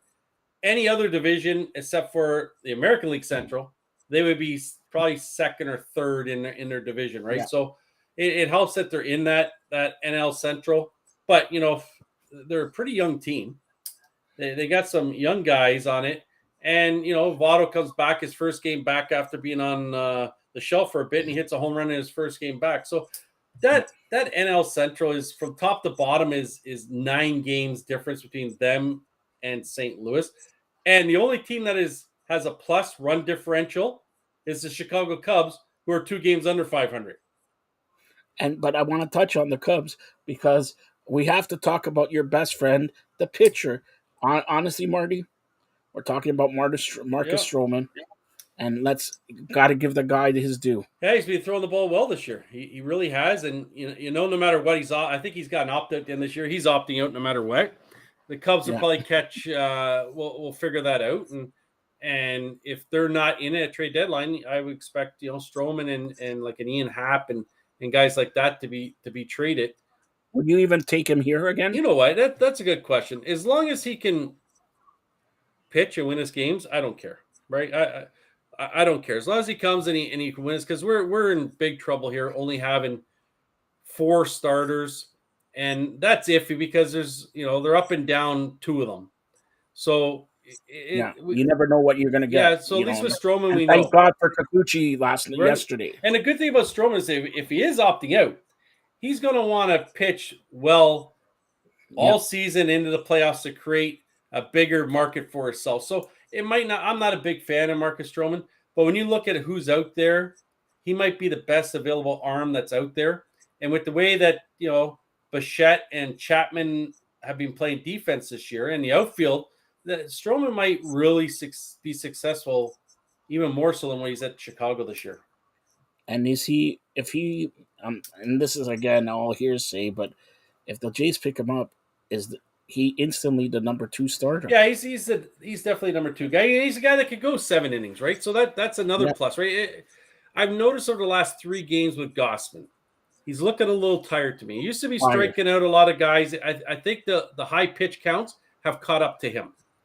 And he won the other day, but again, he didn't look the sharpest on the mound. So he needs a little bit of a breather to hopefully someone else can come in and help this guy out. Like he's out there every day. He battles, whether he has his A game or not. There's always that chance for us to win. And anyone else in this rotation, I'm not so confident with. Yeah, I like Bassett. I like Barrios, what he's doing, Kikuchi, what he's doing, but I still don't. When Gausman starts, to me, I feel like we're winning the game every time he's on the rubber. Yeah, it's a check mark with. I just automatically think that, and he gives you that fighting chance to win, and he keeps you in the game until your team scores runs, and that's what the Jays are struggling with is scoring runs for Gausman. And here's the other thing I want to touch on, and back to the Blue Jays for a second. You mentioned Gausman's not struggling, but a little bit worn down. Let's call it. But they're closer. There used to be Heinke, Ward, 1, 2, 3, 1, 2, 3, 1, 2, 3, 1, 2, 3. This guy, every game, he gives up a run or he loads up the bases. I'm talking about Jordan Romano. He leads the league in saves, 21, but his ERA is also 3. And used to be like I said with Heinke and all that, he gives up a hit, okay, but every inning there's at least a guy on second Yeah, base. it is frustrating to watch him. It's like he doesn't get zoned in until there's a man standing at second base, but also too, and I've talked to you about this before with him and Pearson for that matter. Yeah. They throw too many off-speed pitches. These are two guys that can, Pearson's up to 102, and we've seen Romano get to 99. That's elite fastballs, okay, and they rely a lot. I've watched Romano get beat up with this slider. Pierce's last outing, you get a home run on a curveball. You throw the ball 100 miles an hour, throw the fastball. When you watch these other guys that throw 100 miles an hour, they use their fastball to set up everything else. They don't use the off-speed pitch to set up their fastball. And it just confuses me, and I think that's when you see a guy gets on base and all of a sudden Romano's throwing 99 every pitch. How about we just do it all the time? And that comes, as much as the catcher's probably calling that, that's a game plan that Pete Walker designs before the game starts. This is what we're doing, and that's how they do it. And then he goes out and it's like, why are we throwing so many curveballs? Why are we throwing so many sliders? Well, obviously you tell them because every pitcher's doing the exact same thing. So another thing I want to touch on, okay? So Romano's the 9th inning guy, okay? Swanson has become a good 8th inning guy. Last year, who was the 8th inning guy? Yeah, Garcia. All right, hold on. And Tim Mesa, I wouldn't say he may be a 5th inning guy, and maybe an 8th inning guy, maybe a 7th. He's the lefty, the only lefty they have, so I'm taking him out. But Garcia now, you can't trust him past the 5th inning, 5th, 6th inning. Garcia, I've found, is he'll get 2 outs, and then for some reason he can't get that 3rd out. I don't know why. Like, he gets the 2 outs pretty quickly. I don't know what it is. Like, I really don't. Like, his velocity is there, but then he just sort of loses command of the strike zone. And I don't know why that is. Like, it's always with 2. Like, he gets those first 2 outs. I'm like, oh, maybe he's found in a couple hits, a walk, whatever. And then Garcia's taken out of the game, right? So hopefully he finds it, because they really do need Garcia, because they can't just live with Swanson, Romano, and in my eyes, Pearson. They need Garcia to be the way he was last year. And that's you know what? To be fair with some of these guys, these relievers, when you see their high ERAs, they don't throw an awful lot of innings. So if they have 1 or 2 bad outings, their ERA looks awfully bad. But not necessarily is their season that bad. Like Pearson now has a 4.88 ERA. And that's all because of the 4 runs that were given up last time out. And I don't think he should have been in the game. Like, I don't know what Schneider was thinking. He threw him for like almost 30 pitches the night before and then brought him back again the next day. I didn't think they should have done that. But, one bad, it's not like a starter. He's got, 200 innings, 250 innings at the end of the season. These guys may have 40, 50, 60 innings, right? So 1 or 2 bad outings really screws their ERA, and hopefully Garcia can figure it out, because they need him. They can't live with Simber. White, I don't know why White's still here. I like, just DFA him, send him down. No one's picking him up. There is not another team that's going to pick up Mitch White. And last week they DFA'd, why? Bass, yep. They're trying to say, oh, yeah, his numbers, but it was because he wouldn't shut his mouth. That's obvious. That's what happened there. But he wasn't throwing the ball well either. I never have been a big Bass guy. He had 1 good year, and that was with Miami and the Jays last year. But when he was with the Jays before that, it wasn't that great. So he had 1 good year, and now he's back to where he was. So I don't know. Like, it's they have to. The pitching has been really good though. They lead, I think, MLB in shutouts with 10. They lead with the most strikeouts. Let me ask you this. No, because you're the player here. You pitched, and you're the player here. You lose the first game, 11-0. The second game, to the 8th inning, you get shut out. So let's face it, 11. You always have a stinker, okay? Once in a while, you have a stinker. But should this team be shut out for basically 2 games? Not against the Miami Marlins, who is a mediocre offensive team at best. There's not a chance that should have happened. Okay, so hold on. You gave the due to Pete Walker and pitching and all that. Okay, But this and they keep on getting pitchers doing the job. Maybe Gosman gets a little bit tired because he's overdoing it and everything like that. But let's face it, there's not really a complaint this year with Kikuchi being 6-2, 7-2. You can't really and Barrios up and down, but he's 7-5, so you can't really complain. But you can complain about the hitting. Now, if I ask you this, who is the designated hitting coach, because they got 4? Okay, who is it? Yeah, I think that's the problem is there's too many guys in there that have something to talk about hitting, and you got a guy who's probably should be in the Hall of Fame as the bench coach in Don Mattingly. You got 2 other hitting coaches. It should just come from one person and one person only. There's too many guys. And when you got Don Manning there, it should be Don Mattingly. Well, unfortunately, Don Mattingly is the bench coach. I get that guys want to go pick his brain. That's great, but everything should still be the exact same as what the hitting coaches are talking. It can't be different. It just can't be. They should be on the same page as to what they're doing hitting wise. And if they're not, that could be part of the problem. That maybe Mattingly saying one thing, one of the 2 other hitting coaches is saying this thing, and then Vlad's uncle comes in and tells him something else. There's just too many guys giving advice, and maybe it's all different, and that's maybe why these guys are struggling a bit. I don't know. I'm not there. I just see that there's an approach that the Jays have done for too long now, and it's not a good approach at the plate. It just isn't. And, I got excited the other day, and my son was making fun of me that I think it was Varsho came up and the bases were loaded, and he hit a fly ball to get that run in from third. I said, that's all we need with less than 2 outs is a fly ball the outfield to score that run. Yes, a base hit would be nice, but we need a drive-in run. So that was perfect to get the ball in the air. You don't want to ground ball to second base, turn 2, or come home and that run doesn't score. It's those little things that count, and they make a difference at the end of the year. So getting the ball in the air in the outfield with a man on third, less than 2 outs, we're scoring that run. We don't need the home run. We don't need the hit down the line. If you could just get up and get that fly ball deep enough, that scores a run. So I'm going to go to another direction. We're 3 weeks away from the All-Star game. Yeah. The unofficial first half, and then that's when people look at your rosters and make the final tune-ups and all that. But I don't know if you have the list there of right now who's in the All-Star game. No, I don't have it. Bo Bichette. I don't disagree with that. What Vlad?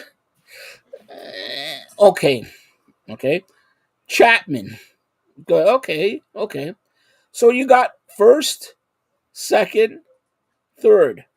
Okay. Blue Jays. Yep. Then Simeon's got to be in there, a former Blue Jay. Yep. Okay. Then who's the catcher? I don't know who's leading the catching. You know who's leading the catching? Kirk. Is he really? So you got Tampa Bay, and I'm not. Norm's not paying me. Norm pays somebody. Never mind.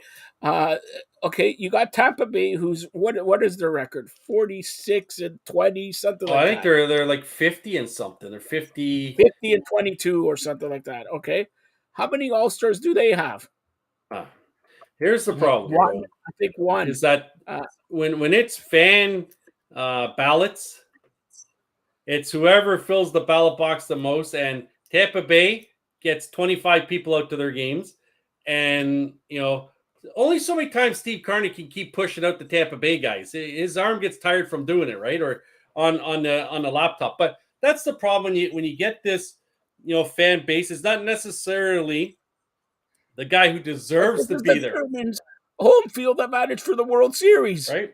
But it's not about when fans vote. It's not about who's having their best year that time. It's a popularity contest, and that's why you see guys and they're in there, and you think, why is this guy in here and why isn't that guy in there? He's having a better year because it's fan base. Like, yes, there is some selections by the coaches they pick later and stuff like that, but for the most part, this is fan based, right? So We saw it a few years ago in the AHL as well. That tough guy that got in and was the Yeah. captain on one team. What was John his Scott, name? and he won they gave him the car and Right. everything. So John Scott. that's what happens when it's fan base, and in the MLB, one guy from each team has to go. So there could be a really crappy guy from the Oakland Athletics that'll be on this, and he'll probably win the right. game.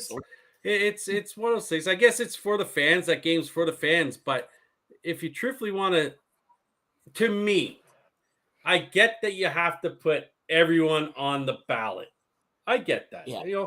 But is there a point that, to me, that if a guy is doing nothing this year or he's injured, his name should be removed from the ballot. Simple as that. But like we talked about the Blue Jays, okay? Should the Blue Jays have the infield, all-star infield? No. Bichette, okay. The only guy I don't, Bichette and, Chapman. Truthfully, the only guy that's there, to me, there's only maybe three guys. I'll give three guys this year that should be there. And that's Bichette, Gossman, and Romano. Those are the three guys that I think should be there. Romano only because he's now leading the American League in saves, right? So I think those are the three guys.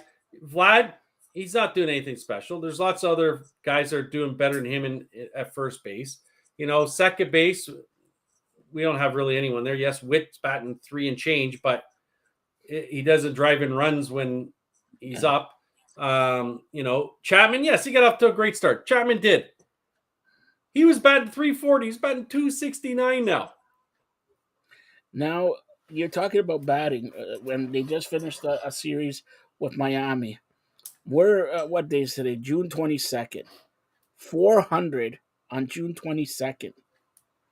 So if I would ask you, is this guy going to continue? Probably not. I like him. And I remember I said probably about a month ago, I wish the Jays could work out some trade for him and put him in at second base for us.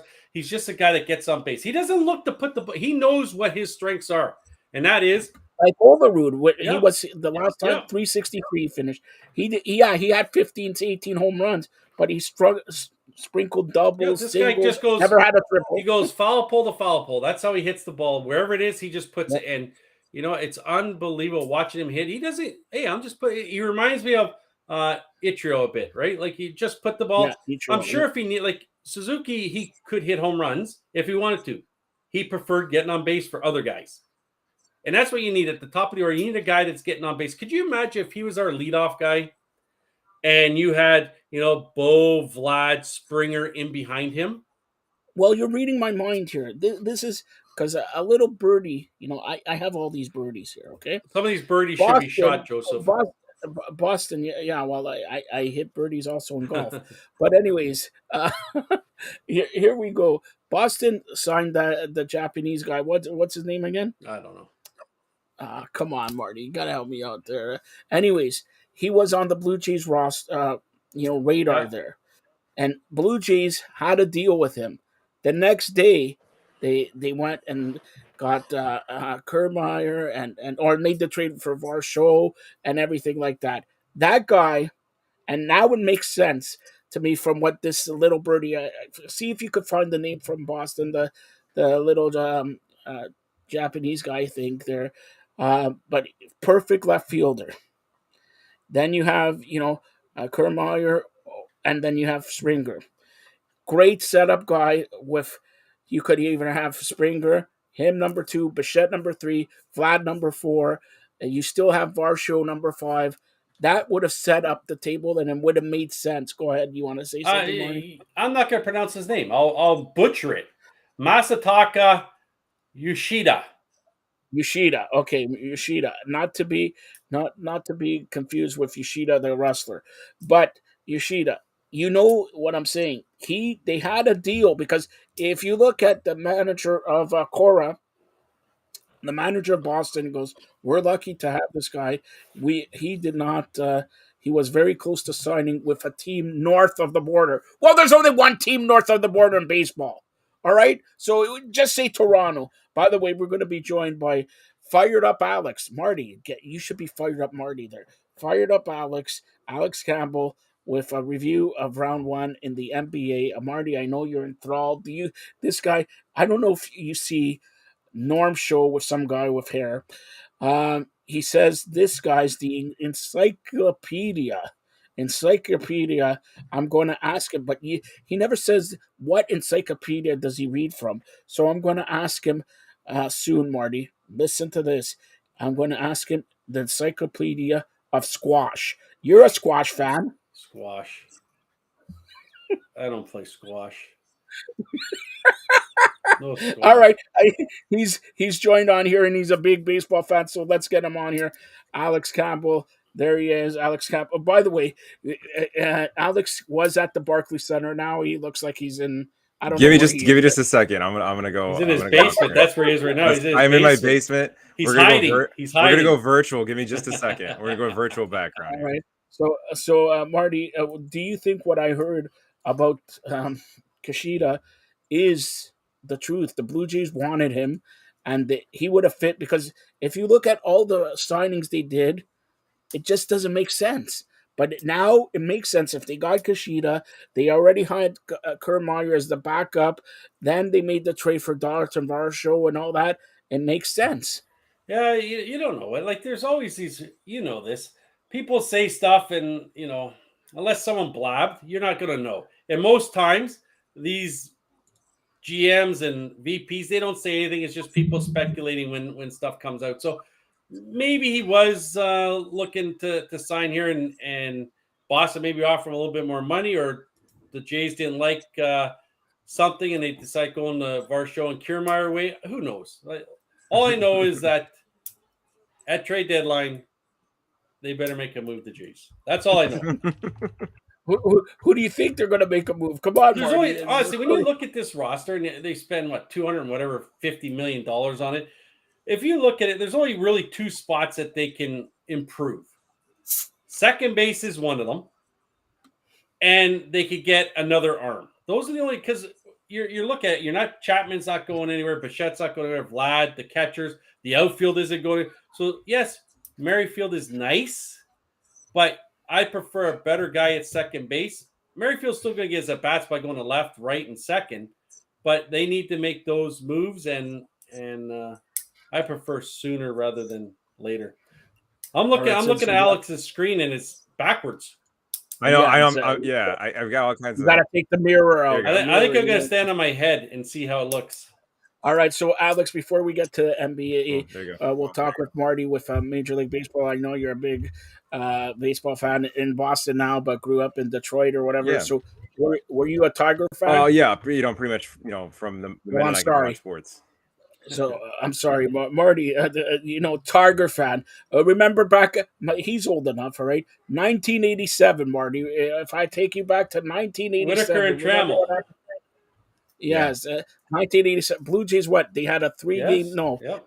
3-game lead with 7 left, right? And what did they do? They blew it. Pull a Billy and lose all the games for East York. Yeah. And by the way, East York, how we got Alex Campbell want to know how was Billy managing in the East York Bulldogs? Go ahead. We lost in the semifinals of the Vaughn tournament last week. Bit of an ass kicking we got in the semifinals. I think it was like 11-4. What was the score? It was 11-4, something like that. 11-4. What was the manager doing? Smoking? Probably.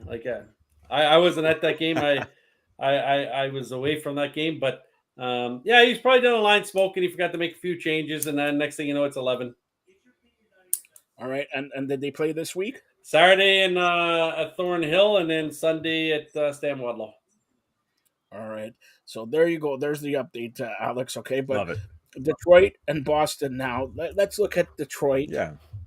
Actually, why are we going to look at Detroit? And for that matter, Boston, started off and now they lost Sale, and they're still, what are they, a couple games below 500 or whatever? I mean, they're 2 games over 500. Yeah, but that division is, for Boston to be 2 games over 500 with what they have lost. It's not good enough. It's not good enough. I mean, be talking about Boston. Yeah, you're going to be bottom. Here's the thing: is that they've got to be sellers at the deadline, regardless of how much they really don't want to be. And I know that's tough. but they just have to be. And I think that's a tough reality for them to face. I mean, mention the Tigers. I think they're in a similar spot. I'll tell you what, the AL Central is just straight up fool's gold. I mean, because you've got teams near the bottom that think like, oh boy, if we go, and they're not wrong. If we go on a 7 games, if we go on a little 7-game run, we could be right in this thing. But the reality is, it's not even really where you want to be. So, like, you know what I mean? That's not really going to get you anywhere. As far as the playoffs are concerned, even if you sneak into the wild card, even if you win the division, you get the playoffs. It doesn't really matter. You're going to get swept. So, to me, like, the Tigers are in that spot too, and I'd like to see them be sellers at the deadline as well. All right, Marty, have you ever gone to the old Tiger Stadium? No, I never. I know that my grandfather years ago went there, and he came out. He parked his car there, came out, and his tires were missing from his car. So the old Tiger Stadium. I just remember that the outfield. The center field was 440. Yeah, but it also hung over into play. Correct. Yeah. Right. And center field was like a pitcher's dream, like forever away. I miss those old parks. I really do. I like the old parks better than the newer ones. If you got what they used to call the UAW seats, because it was all the union auto workers that would sit there. The UAW seats. I mean, 9 times out of 10 you had an obstructed view, and I don't know how they did it. That stadium in that upper deck, I don't know how they made it. You had more seats that had a bad view than had a good view. It was amazing. Yeah. So that brings up, because Marty says all these older stadiums, I missed them and all that. What was the best? I'll start off with Alex in this one. What was the best older stadium that you've seen or that you've been in? I mean, it's hard to top Fenway. I've had the pleasure to I've been in a couple games now, and with my cousin who was a small time minor league and then a very small time major league pitcher for a while. But yeah, I mean, I've had the. Was he better than Marty Roberts? No, I don't know. Marty, I put you over. Come on. No, but I mean, so far I've not been able to see a game at Wrigley Field yet. I would love to do that, but like so far Fenway is the best ballpark I've been in, the most historic and the most beautiful. What do you see, Marty? Yeah, it's obviously it's Fenway or Wrigley, right? I have not been to either one. I know guys have gone to both, and they love both of them. Mm-hmm. But if I'm going to Fenway, I think my seat I want is on top of the green lawn. So that's where I want to sit. That's where I want to sit. And if I'm going to Wrigley, I might want to sit in the apartment building across the street in the stands that they put on top of there. I'll tell you what, like the most beautiful, I think, modern stadium is Oracle. Oracle is just gorgeous. I think Oracle is probably one of the best professional sports stadiums in America, if not the best. You haven't been to Rogers Center? Come on, no, you don't think I have. and I'm siding with Oracle. Yeah, the Rogers Center when it first was built was great. Now, is it 30 years later? Hotel room, okay? It's a cement block. No, but Marty, do you think all the renovations they did this year, $300 million, and next year they're going to spend another $300? Is it worth it? It keeps them in the building for another 10 or 12 years, so they can not have to worry about looking for a new place and look for a couple $1 billion to build a new one, and some place to build a new one. So, I would like to see the next step that they do is behind home plate. I like to see what they do in Texas. I really like watching behind Texas where everyone's sitting there eating and watching the game. I enjoy watching that. I don't know why. I just loved watching that from TV. The guys behind there just eating and watching the game. And to me, that just looked different. It's baseball, It's to me, I think you nailed it, because college football and Major League Baseball have the market kind of cornered on that quintessential Americana look in the fans. You can look out and you can see the same thing. I mean, you cut out any Saturday afternoon and you just change the color on the shirts and it almost looks the same. Yep. And I love it. And both of you guys are big baseball fans. Marty, I'll start off with you. Has baseball lost its luster? You're the same age as me. When we go to Blue Jay games or baseball games, you smell the smell of the the I don't know who you're sitting peanut. beside, Joe, if you're smelling stuff. No, I'm sitting beside Norm, but that's another thing. I want to say there you go. But no, but I honestly, back again when a little bit older, back when we used to go CNE Stadium and all that, and CNE Stadium was the worst stadium, put it Yep. that way, Yeah. exhibition stadium. But there was a certain flair. You knew and this you're the best person to talk to when you watch the Toronto Maple Leafs baseball club. There's no for me if when you go to Toronto Maple Leafs baseball games, that's baseball. When you go to Rogers Center, it's more again corporate. Well, that's what's become now, right? It's all these new ballparks have to have a bunch of private boxes in there to make that income, whereas before that never used to happen. It was just the stands, that was it, right? You got the press box and you got the seating, and that was it. So they have to put these press boxes or these private boxes in and to make that extra money. But I don't think it's lost its luster. I think the older generation of baseball guys like myself sort of don't like the way the game has gone, but the younger generation loves the way the game's gone. So obviously that's who they're trying to keep or bring into the game, is that younger generation, and us old farts will be done soon and we won't be around to watch it anyways. So they want to get these younger guys in there. It's sort of like I do it the same as horse racing. Years ago, horse race used to be extremely big. You go down there and it's jam packed. Well, they forgot to drag in the younger crowd. Now, when you go, there's hardly anyone at the tracks anymore watching, unless it's a big race. But there used to be you go to Woodbine or Greenwood, it'd be like 7-8 rows deep standing by the rail. Now you can go and just go stand by the rail by yourself because they didn't bring in that younger generation. And that's what Major League Baseball's done, is they brought in this younger generation.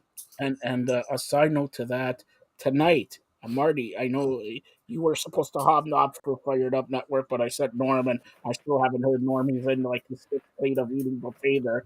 They opened up the new casino at Woodbine. Marty, have you seen this place? Are you going down there? And what do you think? There's a finally casino around, closer to me because you live in like Well, the area.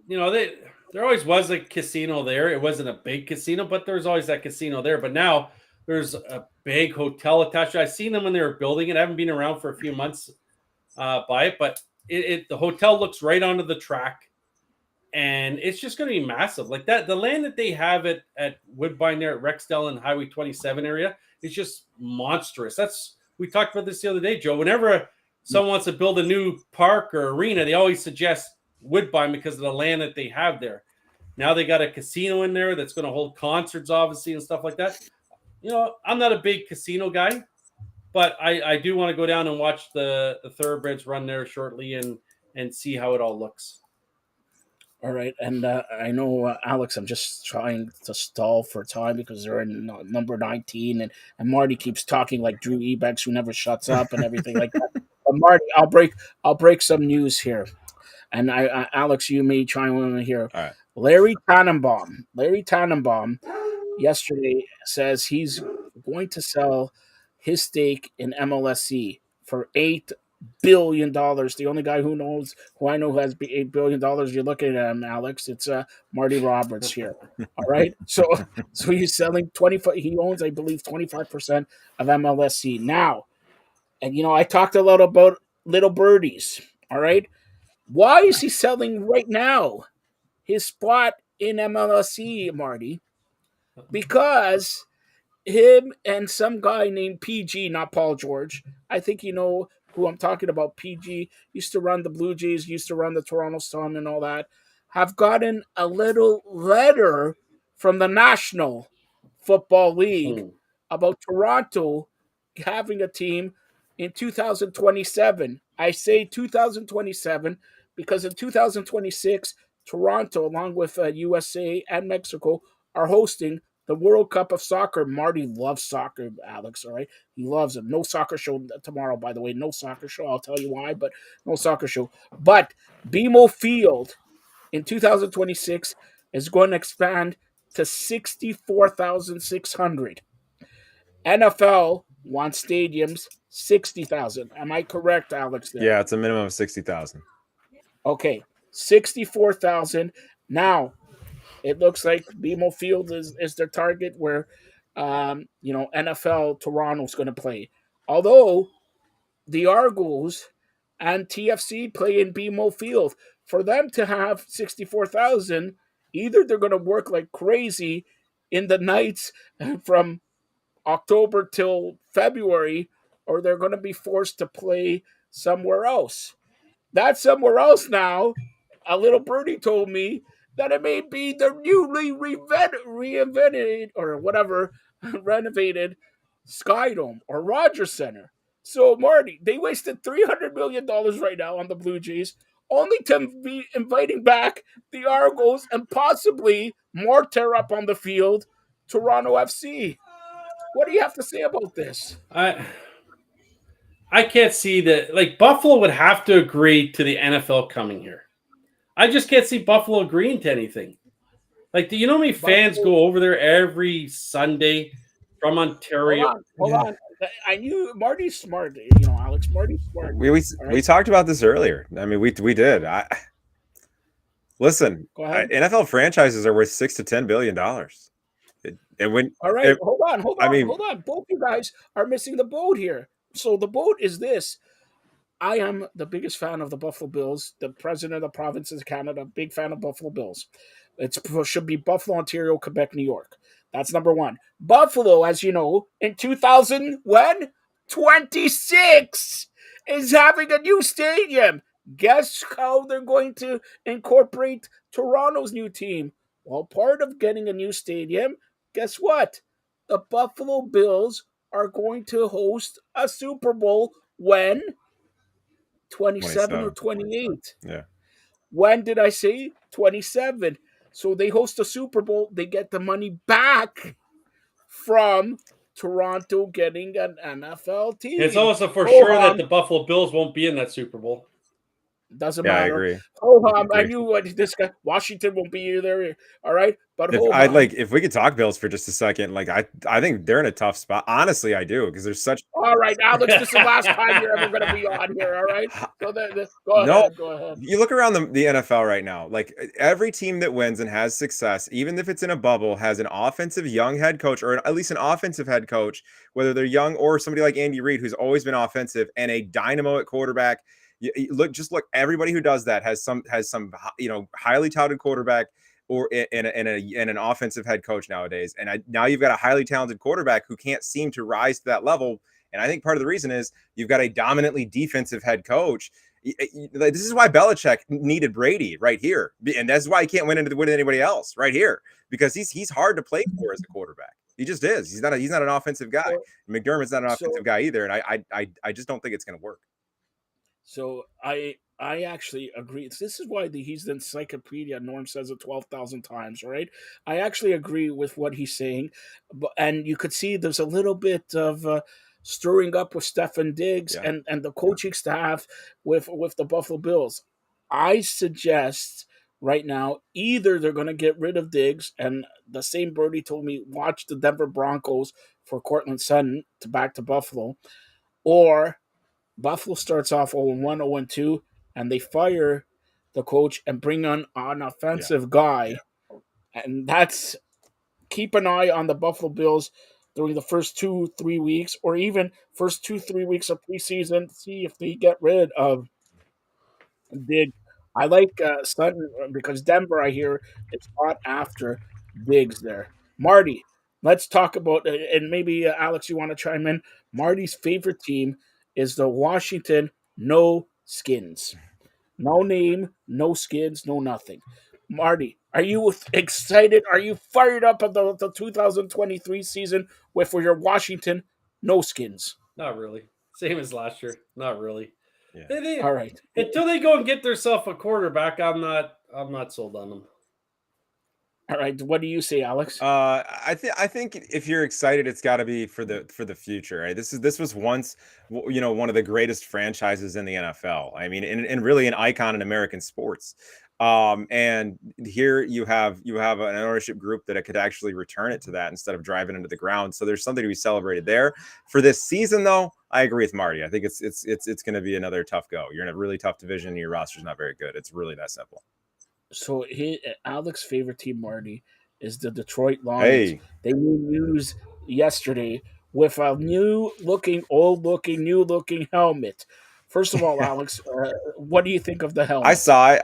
Well, I mean, it's got the old it's got the old 50s 60s logo and in the middle of it with a like kind of a revamped lion that's darting through that old like chevron look, and then it's got the Honolulu blue helmet like with a metallic to it. It looks pretty good. Detroit's one of those teams though that like as much as they want to change up the jerseys, they don't look much different at the end of the day. They just don't. The only ones that looked a whole lot different were the black, alternate ones they did in the the 2006 to 2012 era. Yeah, with Megatron Yeah, and everything. Yeah. So, all right, Marty, you want to stay on for NBA draft sort of review? I have not watched anything from. I was hoping Masai did something at this. All right, draft. hold on. I know. Alex just texted me, and Alex doesn't want to say this, but Marty, give me your opinion about the new Raptors dick. I don't know. Like I said, I hope his middle name's not small. All right, so Alex, do you want to start off with Grady Dick? Yeah, I mean, I like him. Like, I think he's a good pick. Look, I didn't have him going to them. I had him going to Orlando at the 11th pick. But they get a kid who, he's the best shooter in the draft probably for one. So they get a little bit of I compare him to basically Tyler Hero. I think he's got a lot of upside, especially on the offensive end. He's a bit of a question on defense, but you kind of get a very modern NBA wing that can shoot the three. So there you have it. I tell you what, I really like the red sequin suit he had on at the draft. That was a dazzling outfit. Yeah, that was really nice there. But let me ask you this: with Fred VanVleet, does this mean he's gone with Dick in the house? Well, I mean, he's a 6'8" forward. I mean, he's a guard forward combo. I mean, but he's a 6'8" forward. I don't think he really means necessarily VanVleet's gone. I think all the other writing on the wall does mean VanVleet's probably gone. I don't really. I mean, Drew said this earlier. I don't really know for sure if they're going to re-sign Pirtle either. I think they may end up losing both and I think it'd be beneficial really too. Ultimately, even if it means losing more games this year, I think the Raptors could really use a reset. So another thing, Marty, you want to chime on here. Just today, there's been talk of Pascal Siakam getting traded, moving to Atlanta, moving all over the place. Marty, you'll start us off. What do you think? Arguably, he's been the best player for the last 2-3 years with the Raptors, but go ahead. Siakam, to me, has always been that good number 2 guy. He can't be that guy that the spotlight's on him all the time because he's just not that guy. He can't be that guy. So if they could get something back for him that would be of value, I don't mind seeing Siakam go. I really don't. I love Freddie, but at the same time, he's hurt an awful lot. So I don't mind them moving on from him as well. Barnes is obviously the guy that they want to build around. Right. And Trent picked up his option. So they're still going to be able to have a half decent team. But like Alex said, not necessarily a rebuild, but let's just retool a little bit and get some younger guys in here and then see what happens there because, they haven't been anywhere near the team since they won the championship. All right. And do you agree with that? Yeah, I mean, for the most part, like I wouldn't mind it. Look, at the end of the day, Siakam and VanVleet hold the 2 biggest contracts on the roster, and they've played less and less as the seasons have gone on since that championship game, since that championship series. And you also don't have the star player and haven't since that day that actually got you there. So, and I agree that he's always been, a better number 2 than a number 1. And really, I think at this point in his career, he's probably more like a number 3. I could see him joining a team, and I know Drew touched on this earlier, like let's say Milwaukee, and making a pretty big impact. I could see him making a big impact. I mean, I know that they just got Porzingis, but in Boston, I could see him making a big impact. Miami, I could see him making it. Those teams that are kind of almost there, that want to challenge the bigger powers in the NBA. I could see adding a guy like that as like a third option would be huge. But yeah, I think it's it's time for the Raptors to move on from those giant contracts that just are getting a little older and can't stay on the floor. Alex, let me ask you this: if you're a GM looking at the Raptors, who do you call about? Do you call about OG first, or do you call about Siakam first? Probably Siakam, because I think that his contract puts you at a longer negotiation period and trying to get the deal done. It's about urgency, in my opinion, because right after the draft starts free agency, and if you want to make any wave there, you've probably got to. I mean, there's some cap space besides that, but if you want to make a decent amount of free agent signings, you're going to have to shed at least his, if not his and Van Vliet's. So I think you pick up the phone for him first, for that reason. All right, so today it came out of left field.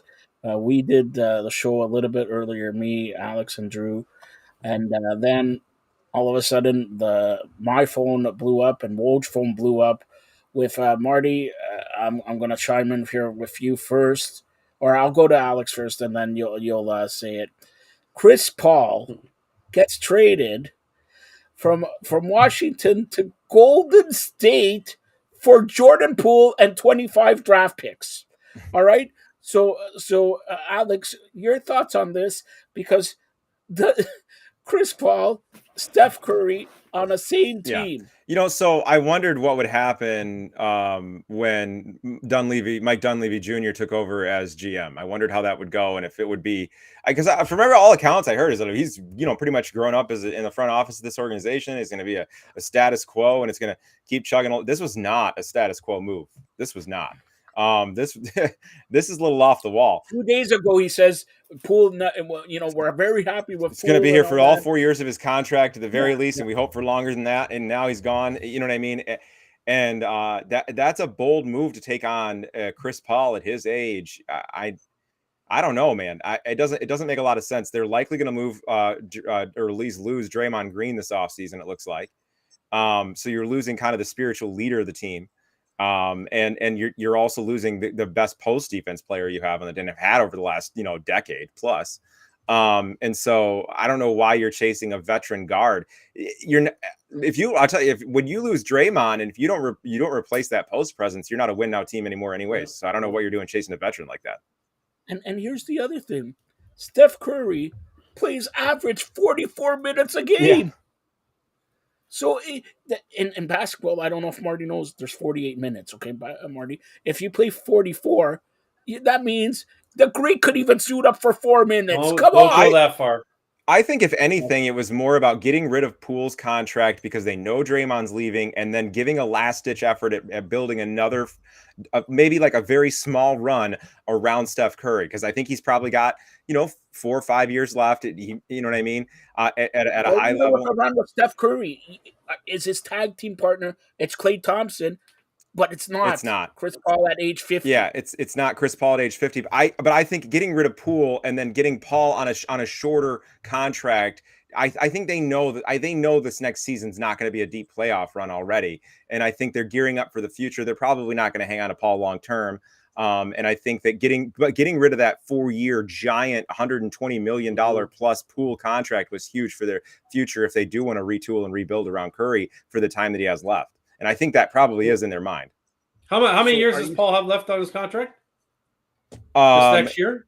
Yeah, just next year, I think. Yeah, just next year. And it's a big one. I mean, it's $40 million, but he's in the final 45, something like that, but he's in the final year. Yeah, but that's right. So that's obviously why Golden State did that. Like you said, they got rid of that big contract, and after next year, they've lost that $40 million too. They've had character issues with Poole. I mean, Draymond punched him in a practice. He's also goofed around in playoff games and taken weird shots that didn't make a lot of sense. You know what I mean? And he's not shown up in playoff games. He just doesn't look like a responsible, make your teammates better type Warriors franchise player. So for that, I don't think they're having interest in keeping him. So a couple years ago, Golden State won the title and then finished at the bottom. They got, I think it was Wiseman with the number 2 pick. Yep. Could you see the same thing happening? I mean, I could, because it's like Marty said. I don't think Thompson's the number 2 that he was before. I don't think there's any way you can make sense of that argument. And Curry can only do so much, especially as he gets older and older. I mean, He's incredible, but how many more seasons is he going to play at this level where he's a 30+ point a night scorer and a triple double threat at that? Like, I don't know. To me, it's like I said, 4 years, 5 years max, and you've got to get him a new cast of teammates there, because look, even if you kept the band together and you kept Draymond, still you were going to have to worry about retooling this team regardless, because Draymond's not the same Draymond, and Thompson is far from the Klay Thompson that the Splash Brothers were. So you talk about Draymond. Let me ask you this. I'll go to Marty first. Where do you think Draymond could end up being? And would you take him here? Oh, obviously you would love to see him in Toronto, but again, for what the Raptors are doing, he's not the guy at this time. Like, if they were going to be a contender, yeah, you know, it reminds you of Charles Oakley coming in here. You know, that type of guy that you know commands the respect that he gets, and you know, doesn't mind stepping on toes if it needs to be done. You know, that's what you like in the locker room. But he's not. He won't be coming to Toronto. It would. I don't know. What does he end up in Phoenix? Maybe he ends up in Phoenix. I don't know. What do you say, Alex? Yeah, maybe Phoenix. I think the most likely spot is LA to play with LeBron. I do. Anthony Davis, you know, played 60 games last year. He'll probably play 50 some 60 this next year. And he when Davis is healthy, they're easily the best defensive team in the league, in my opinion. When LeBron and Davis are healthy, they can play post defense, I think, better than anyone. And if you add Draymond into that mix, I mean, you don't listen when you can play defense that well. You don't need a lot of scoring. Like Austin Reeves and what Davis and LeBron can provide will be enough if they get a guy like Draymond at the 4. Because the combination of Draymond and Anthony Davis, that's the best defensive front court in the league. Well, how about Draymond going to Miami then? Well, I mean, same thing with Bam Adebayo to an extent, but I've heard that, I mean, Adebayo's come up in trade talks already, which is just crazy. Yeah, they were talking about him with Damian Lillard and everything like that. So it should be interesting to see, and it should be interesting. There's some talk. I'm just reading here that Golden State may get rid of Klay Thompson too. Yeah, it makes perfect sense. I think they should. If Klay Thompson, you know, his dream was to go with Lakers. So imagine if they get Draymond and Klay with LeBron and AD. That's, you know, you talk about a super 3 or a stud 3 or whatever. That's a quadruple 4 there. Yeah. So it's like unbelievable stuff there happening, you know, in the NBA. So quickly, let's get to, and by the way, Drew Ebanks has just texted me, and I got to give a shout out to the Scarborough Shooting Stars. Marty, born in Scarborough, he loves the Scarborough Shooting Stars. Drew Ebanks has said he's going to give Marty his pair of courtside seats to go with Alex to watch the Scarborough. Yes, the Scarborough Shooting Stars. The Shooting Stars beat the Stingers, the Edmonton Stingers today, 88-83. 88-83. Other scores, Montreal Alliance beating Ottawa 86-83. But the Scarborough Shooting Stars victorious, no thanks to Drew Ebanks, 88-83 there. All right, so let's quickly go number 1 pick. I'll go with Marty first. Marty, 7'5", 198 pounds.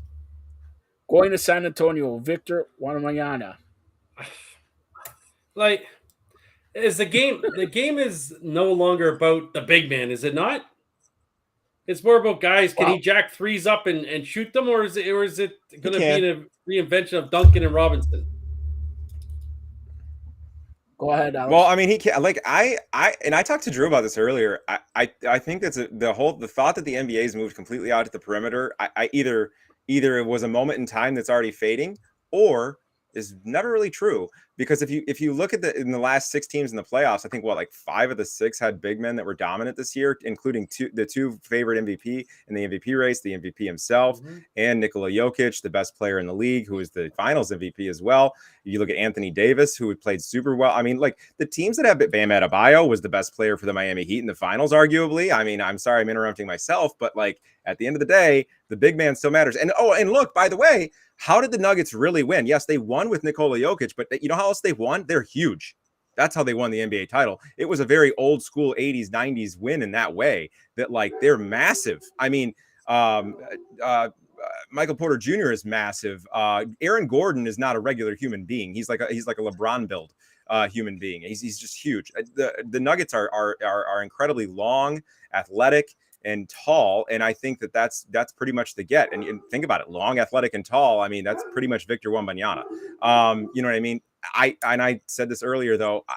To me, that's just too skinny. That's just too skinny. And I've heard the argument that he's played against men in France. Listen, there have been a lot of European players that have played in America, and a very small quotient plays post defense like an American center. A very small quotient. And I just wonder when he goes up against guys like Davis and Embiid, and even Jokic to an extent, and guys like that in the NBA. I don't think he's seen anything like that. All right, who let the dog out there? I don't know. All right, yeah. So I'm glad it's not my dog this time. It's not my dog this time. By the way, Alex, when you and Drew talk, what was I doing? What were you doing? Wasn't I on that show too? You were there, yeah. All right. Yeah, well, it's always I talked to Drew. I talked to Drew and Joe about this. Yes, that's right. There you go. All right, the Hornets, like you predicted, because Drew predicted they could get Scoot. So Scoot went to number 3 with the Blazers. Hornets get Brandon Miller. Your thoughts? And that's purely because why I don't know why we talked you and Drew and I talked earlier about this. Why is Michael Jordan so involved in this pick? I mean, I know he fell in love with Brandon Miller, and I think there's a general consensus in the front office that Scoot wouldn't be a good fit with Melo because they have such similar games. 2 ball dominant guards in the backcourt doesn't really, get them closer to a title necessarily. I really like Scoot, and we'll talk about him with the Blazers pick, but Brandon Miller, I think, was a good pick here. It's very, very great long range shooter. I would say probably the second best 3-point shooter in the first round here, next to Dick, and very athletic, pretty good perimeter defender. I think he's got get a little better on the first step and the dribble moves, but I like the pick a lot. 6'9" guy. He's just the perfect 3-and-D prototype for the modern NBA. All right, you mentioned Scoot. Go ahead. Yeah, Scoot. Scoot, I think it compares well to a Derrick Rose, John Morant type. This athletic, ball dominant point guard that you're going to see, probably every night on SportsCenter. That kind of guy. All right, and then we mentioned the 2 twins going back to back. Houston getting one of them, and Detroit. I know you like to talk about your Pistons, so first we'll go to Houston and then go to Detroit, and then Marty will chime in with the pick of, because Marty's the Magic man. We'll talk about Orlando. All right. So I mean, they're so similar as players. I mean, Asor's a little bit better shooter. Amon's just slightly more athletic and take it to the hole a little bit better. I think they can both improve in the shooting department, but there's a lot of upside with both. They're very similar to Miller, like I just talked about. You're talking about long, athletic, 3-and-D type wings. Amon can actually play the combo guard style too, because he can be kind of a point forward in that way. So he's got a lot of upside. So yeah, I think they got a real good player. And then Detroit, same thing. They really need wing depth. I mean, that's really where they need it. In fact, I think their 2 biggest needs, and they said this on the broadcast tonight, are depth at the wing and really Cade to stay healthy. And if you can get those 2 things, you could probably have make a run into the playoffs this next year. But you've got to have those 2 things. All right, and then Marty won't want to talk about Black, but I want to talk about. He's got some funky hair. Yeah, well, Magic also, don't forget, with their second first round pick, Jed Howard, and this, if there's anybody who's ready for NBA, Alex, it's this guy. Yeah. What do you say about their second pick, the Magic, Jed Howard, Juwan Howard's son? I mean, I really like Jet. You're talking about a guy who can just get his own shot no matter what. I mean, that's he can just find space where you don't think it exists. I really wish he would have stayed one more year. You know what I mean? Him and Buffkin would have been. It was a rough year this year. It would have been great. But he's, like you said, he's got the pedigree. There's no way that Juwan Howard, hasn't raised him around any other NBA players, and he's had that experience his whole life. So you're talking about somebody who can really operate like an NBA veteran from day one, and I think that's a huge advantage for a young guy. All right, I know Marty has got to go, but Dallas, they're throwing a toilet paper at their pick, right?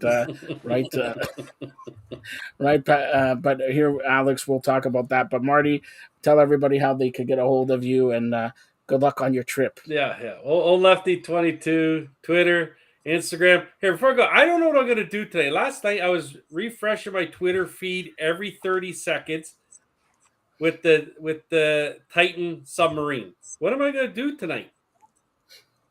You're going to check Adrian Wojnarowski with the Raptors' second-round pick. You're going to check Drew Ebanks on Point Basketball with, he Alex Utah. Did he not get a good suntan or what? He did. And by the way, Marty, he revealed, Alex, who paid for his trip to Cancun, Mexico. He's gonna submit it on the Fired Up Network's expense report. That's what I heard. That's gonna bounce like a basketball. Yeah, on like an on point basketball. Yes. All right, see you, boy. Right. All right, Marty. All right, thanks a lot, Marty. That's Marty Roberts. Check him out. Great. We'll be in the next 5 minutes closing out with Alex Campbell, the Fired Up Alex. All right. We talked about the Raptors. I think they're up to pick 22 here. Yeah. But let's go from 13 to now 22 pick.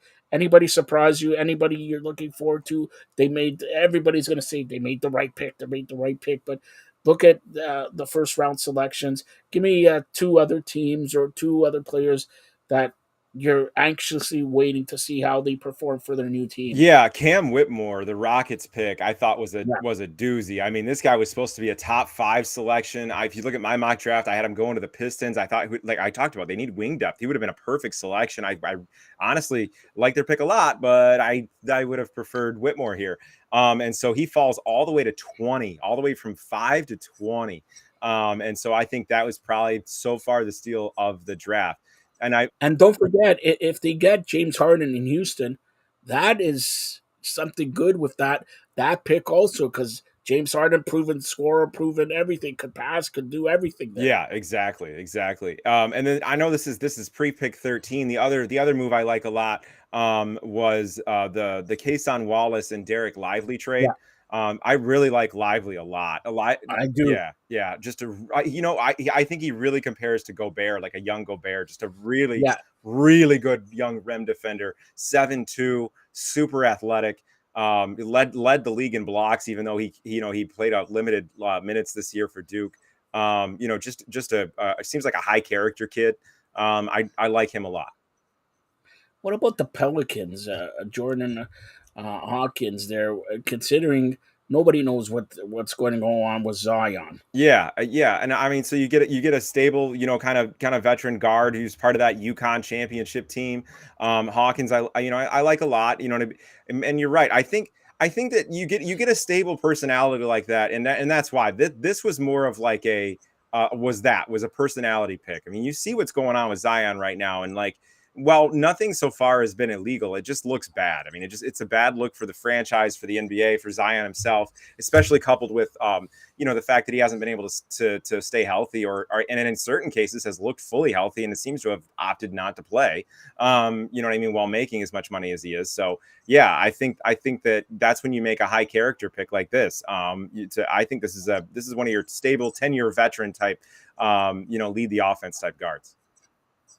All right, and let's go close it out with everybody, since we're international TV. They're going to talk about the Lakers. Your thoughts on the Lakers pick from Indiana? Yeah. So Hood Schifino, I didn't have him going to the Lakers. Let me just check real quick. Yeah, I had him going to the Pelicans. I thought the Pelicans were going to take. I knew I had him going somewhere else. I mean, he was the Big Ten Rookie of the Year this last year. Just had an outstanding freshman year for Indiana. I thought he had opportunity to actually go higher than where he did. Obviously, I had him projected 14. So I really like the pick, and it's just another guy that falls into that same category of that he's 6'6", 215, that 3-and-D type wing. I think the Lakers just need a little more wing depth too. I mean, they're one of those teams that fall in that same category. I'm anxious to see what the Lakers do at point guard, though. I think they could really use a distributing point guard, and we'll see. and maybe they get Fred VanVleet. They might. There you go. Yeah, they might. Exactly.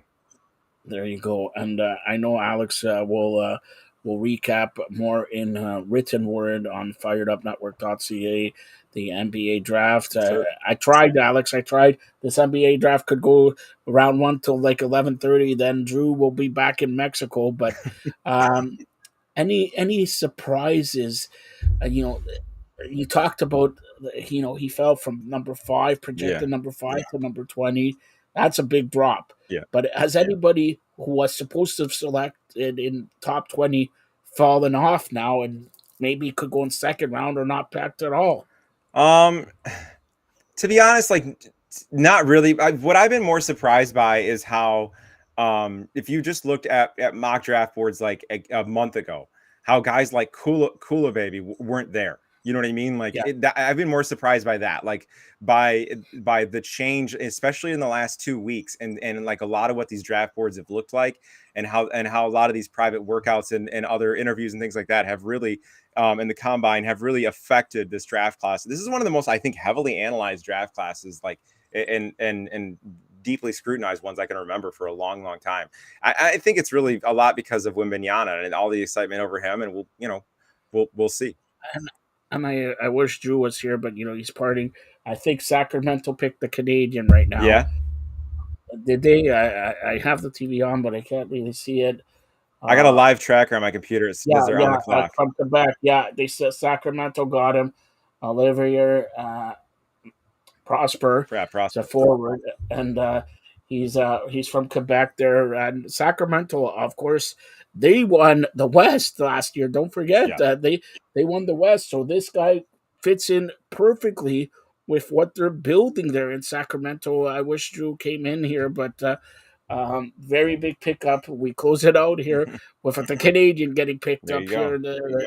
We can't close it out there. But any thoughts on Sacramento's pick? Yeah, I mean, I like Prosper a lot. I mean, it's another. This is crazy. Another 6'8", 215 kid. You know what I mean? This went out of Canada. I know Drew knows more about him than I do, but I thought, really this is kind of the exact type of player, like you said, that the Kings need. They need somebody who can score kind of like that 15 to 20 points a night. And I'm not saying he has to be that first year, but like maybe develop into that kind of like 16 point a night scorer to really become a contender. I mean, they're still very young, and they're kind of now looking like, the next Warriors, basically, in a way. They got such a good culture, and the light the beam thing, and the fans are so good there in Sacramento. There's a lot of excitement, and I think that adding another young player like him, will really help. I was surprised, honestly, that Bradley Beal didn't go to Sacramento. That's another thing that that was a big trade there, and who knows with Porzingis going to somewhere else and now going to Boston, and like, it should be interesting where, I believe the first week of July is free agency and all that in the NBA. Yeah. Where the big name guys, and I don't know if there's big names like out there, but where the big name guys settle, because if you look, Golden State is about to blow up their team. That with Chris Paul. Raptors look like they're blowing up their team, right? So, and I believe Chicago made a trade today. I don't know if I saw that correctly, or Vucevic got traded. Yeah, Vucevic got traded. Yeah. Hang on, I'll pull the trade up. Yeah. So another big guy getting traded. I don't know where. I just saw it because, Alex, I've been doing 4-hour shows. Oh, I know. Yeah. A little bit difficult there, but I think it's Vucevic got traded. I don't know. I think to Indiana. But I'm not sure. Indiana had like 3 or 4 picks in the first round. Yeah, Indiana had a ton of picks. I honestly didn't know they had that many. Like, it didn't really register. I did a mock draft. I still didn't really register, and then they traded up to get another one. So, yeah. It's very a lot of picks, a lot of trades, a lot of moving around there and everything like that. I'm trying to pick up, but I can't. So yeah, I can't. Let's go. Yeah, let's close it out with, we talked about earlier on with Drew, myself, and you. Wembanyama, you say maybe a little bit overrated. Okay. who do you think is the steal of this draft? Who do you think, if you think he's going to be overrated, who's really should have been picked number one? Um, well, I think early on, especially like in the first few months of the season, Scoot Henderson is going to look like a clear rookie of the year candidate. I think he's, like I said, he's going to be all over the highlight reels. My question for Scoot is he going to be the spiritual leader of the team like he was in college? Is he going to be able to maintain that fire and be that gritty player? I can remember in the late 90s when Kobe Bryant came to the Lakers and they thought he was all show and all flash, and ended up being, he had the heart of a champion. And I kind of see some of that fire in Scoot. If you watch some of his games in the G League, I mean, he was real fired up, yelling at teammates on the sidelines and everything. Scoot's a very, very competitive guy, and I think as long as that translates to good locker room leadership for him, I think he could really be the steal of the draft. I think he could be the best player out of this draft. Yeah, I really do. All right, it's just a side note. Mark Savard, the head coach of Windsor Spitfires, will join the Calgary Flames coaching staff and look for an announcement tomorrow. By that, I know it's not basketball, it's hockey, but we break everything here in the Fired Up Network. All right, Alex has done a tremendous job here on the TV side, and give his articles a look here. He's going to be recapping the first round and looking ahead to second round, they do the second round today, but you know what I mean. Alex, tell everybody how they could get a hold of you. I'll take a look at the second round, and I'll probably do some team grades of at least the day, like the first and second round selections. They get a hold of me at FiredUpAlex on Twitter, at FiredUpAlex on Instagram, and then firedupnetwork.ca. Like you said, I read a lot of the articles on there. So I mean, read them all, and then I'm on point balling with you and Drew. Also on the Storm and Norm, Billy the Greek show on occasion here on the Fired Up Network too, and hopefully more and more in the future. And Alex is going to dabble in the next couple of weeks in baseball as well. That's right. So, that's right. Got a lot of big things from the guy here, and sooner or later we're going to have your son on here. Well, we're going to pick his brain. It can't be worse than Billy, right? No. He's great. If we stick to basketball, he's fantastic. If I can keep him on NBA, then he's fantastic. And the debates we have are I can't wait. All right. Again, you've been watching the Fired Up Network, Fired Up Live, the flagship show of the Fired Up Network. Thank you to Alex, Drew Ebanks at OnPointBasketball.com. We did the preview. Alex did the preview and review there. Also, Digit Murphy with her major announcement. She's coming on and having her own show, the Digit Murphy Show, on the Fired Up Network. Inside the Game. Also, we had Marty Roberts and Giancarlo Lino with a big wrestling show / on-the-mat wrestling preview of AEW Forbidden Door that happens this weekend, Sunday, at the Scotiabank Arena here in Toronto, and Saturday, AEW Collision, also at the Scotiabank Arena in Toronto. And we had George Gervin. How apropos is it? San Antonio first pick. Not only am I producer, host, and all that, but also a program director. Pretty good, eh? Pretty good. Not bad. Not bad. I would say great, but anyway. Fantastic. Yeah, it's like the NBA, just fantastic. You did great work today, Alex. Great work today. So I'm going to give you a ticket to go on the banana boat with Chris Paul, with LeBron James and all that. So there you go. But not before you write round 1 and round 2 of the NBA. Gotcha. But stay tuned for more great programming. A side note, no soccer show tomorrow, but we'll have over 2 hours of Femme Friday. Shauna Brown, also Courtney Riddell. The Blaze is back. Check it out tomorrow. Time will be announced in our social medias tomorrow. But stay tuned for more great programming here on the Fired Up Network. Thank you, Alex and Marty Roberts as well. And stay tuned for more great programming here on the Fired Up Network.